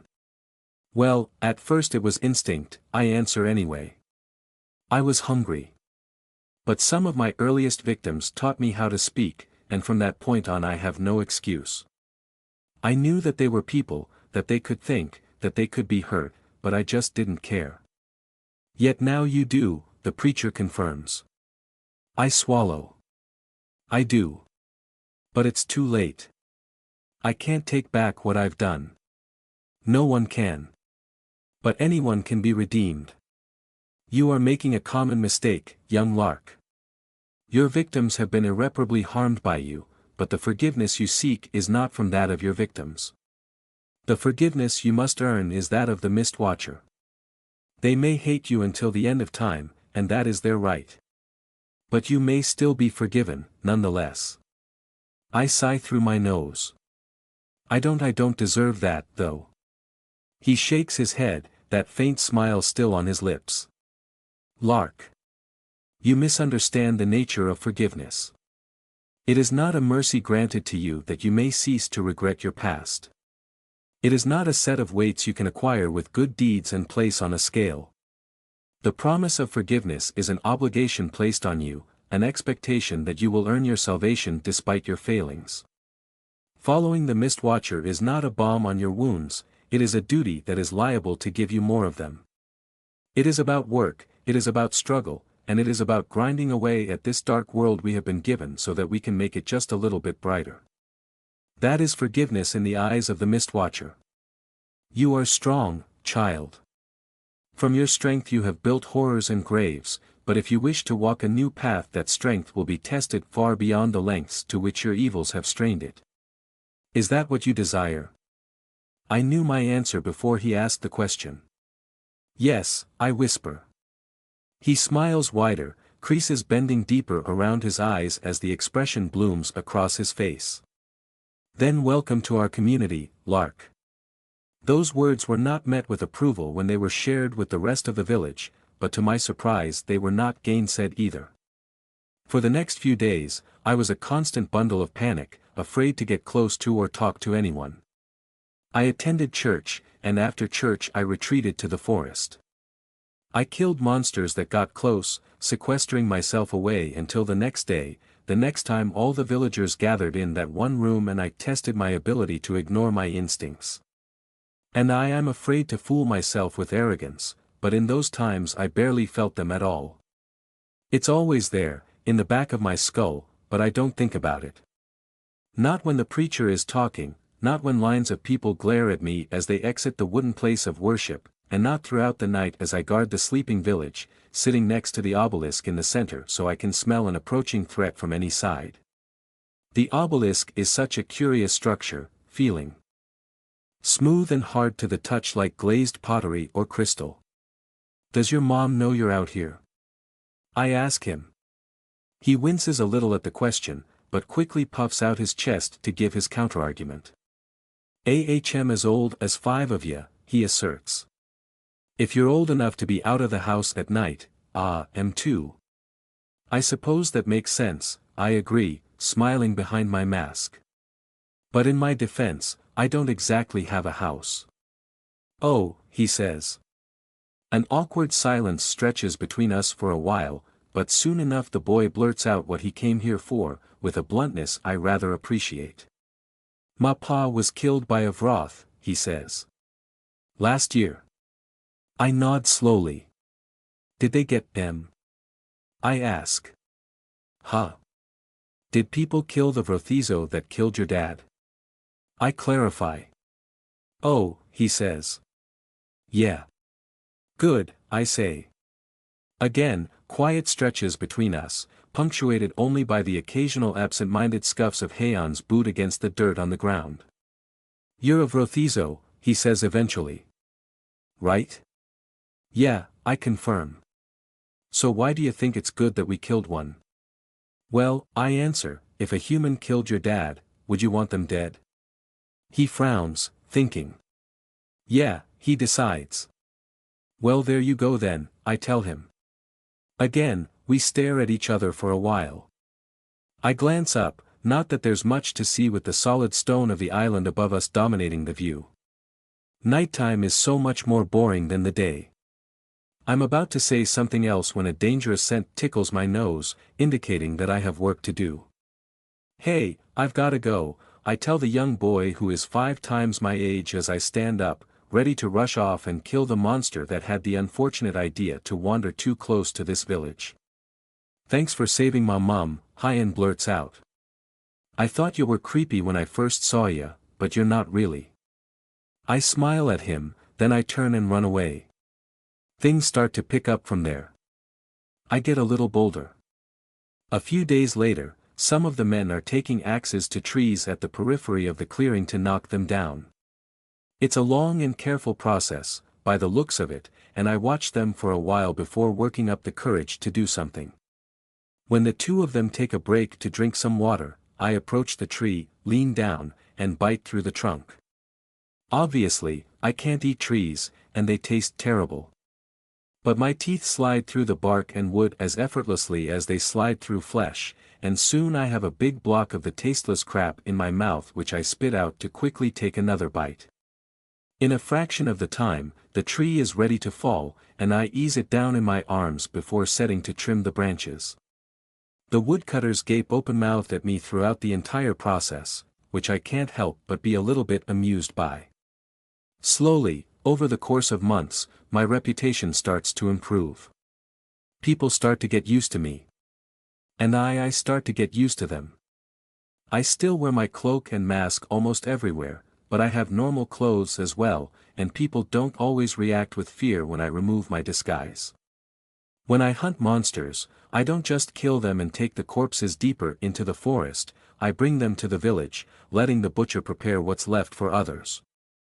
I can hunt a lot, all day and all night if I choose to, allowing me to build a surplus of food for a village which has always struggled with that. Un apologizes to me, ashamed of being afraid, and as time passes I let myself believe she's a friend. A very silly friend, who works hard to raise her children more or less alone, who insists on repeatedly pulling my hood down to play with my ears, and who once kicked Jay in the testicles for saying rude things about me. Which was mostly embarrassing, and I wish she hadn't, but is certainly charming in a very own way. The months continue to roll by, and after I've been part of the village for over a year, their murderer-turned-protector, I sense one of the most powerful smells I've ever sensed before, and it's familiar. With a wave of scorching heat, a dozen trees vanish into ash in front of my eyes. A High Templar walks into the village, over 30 other Templars and twice as many workers marching behind her with carts, laying down stone and salt and poison to stop the obliterated bits of the forest from returning anew. It's a road. A clear path through the treacherous forest, a bridge between this village and the rest of the world. It's the most terrifying thing that could have happened to me. My disguise fully on, hood up and mask firmly attached, I am the first to greet the High Templar, in part because I am the first to know she's coming. She waves as I approach, a smattering of other villagers gathering behind me. Well, hey there. The High Templar greets me. You're the owl mask girl. I see that you have not even remotely changed your fashion sense in the last year. The mask has sentimental value, I tell her. Greetings, High Templar. Hold on a tick, Boone murmurs as she sidles up behind me. You never told me you know Galdra the Annihilator. I never told you that I ate 10 people either, I think to myself. That stayed between me and the preacher the whole time I've been here. Anyone who knows anything about Vrothizo could probably look at me and figure out that my diet was heavy on humans for a while, but no one here knows that, or if they do, they keep it quiet. Although, in this case, I have a good excuse for keeping quiet. I have no idea who Galdra the Annihilator is, I say honestly. But I did meet this woman on the road once. Yeah, and I did my good deed for the day talking you out of jumping off the edge, Galdra laughs. And you apparently did your good deed for the year keeping this village alive. Honestly, when we left I figured everyone here would be dead within the week. Excuse me, Jay growls. We are clearly fine, and we would have been fine without you or your pet. Wouldn't be, Boone snaps at him. I wrinkle my nose under my mask, flinching a bit at the heavy language. The High Templar doesn't get a chance to respond to the vulgarity, though, as our answer soon limps up to present himself. Galdra, Preacher Gregory greets warmly, his arms outstretched. I see my bird made the journey after all. Galdra takes off her helmet, revealing a bald, aged face, plates of worked metal shining in her skull where hair would otherwise be. She accepts the offered embrace, grinning right back at our preacher. It did indeed. I even got to read your letter, after Command faffed about with it for 2 months. It's the grand curse of the High Templar that people are always insisting I have better things to do than go greet an old friend. What news is there of Skyhope? Gregory asks. Well, it's still a donut, but after nearly 2 years we're starting to get our shit together. Still worse off than we were before, of course, but we finally have the groundwork set to actually improve things in Valka. Hence, new roads. Welcome back to the wider world, oh unnamed village that shows up on not a single map. I say nothing as the exchange continues, wondering what my life will now become. I'm usually disguised just because it makes people more comfortable, but I do often enjoy being able to stretch all 4 of my arms when the mood takes me. And my feet, well, those tend to be obvious unless I uncomfortably bind them up like I have now. With the road, though, strangers could enter the village at any moment. People I don't know, people that will rightfully hate me on sight, and if those people are important it could hurt the village for them to know that I'm accepted here, at least mostly. So, Galdra says after more chatting with Gregory. About the end of your letter. Is this the one you were talking about? To my utter terror and bafflement, I find that she's pointing at me. It is indeed, High Templar, my preacher confirms. Yeah, she sure feels like one. My whole body tenses. He told her. This whole time, has he just been waiting for an opportunity to bring me to justice? I guess I don't blame him. Right? I don't deserve what I've been given here, nothing I've done makes up for anything. But still I don't want to die. I don't want to have to fight anyone. Why does it always end like this? I didn't even mess up this time. At least not yet. Sorry, what does Lark feel like? Boone asks. I blink. What? She is, Preacher Gregory confirms. But more importantly, I vouch for her character. Since meeting her, I have found Lark to be nothing but careful, understanding, intelligent, and morally minded. What? You'll need a detachment placed here to protect you, if she's gone, Galdra insists, ignoring Jay's indignant protests. Well, I wouldn't turn down having 1 or 2 Templars around the place, as is befitting of a church in Valka. You'll have 5, Galdra says. And we brought your research team. I assure you this village will be well cared for. My humblest thanks, Preacher Gregory says, nodding politely. Sorry, can we slow down for a second? I blurt out. What's going on? What does it sound like? Galdra asks wryly.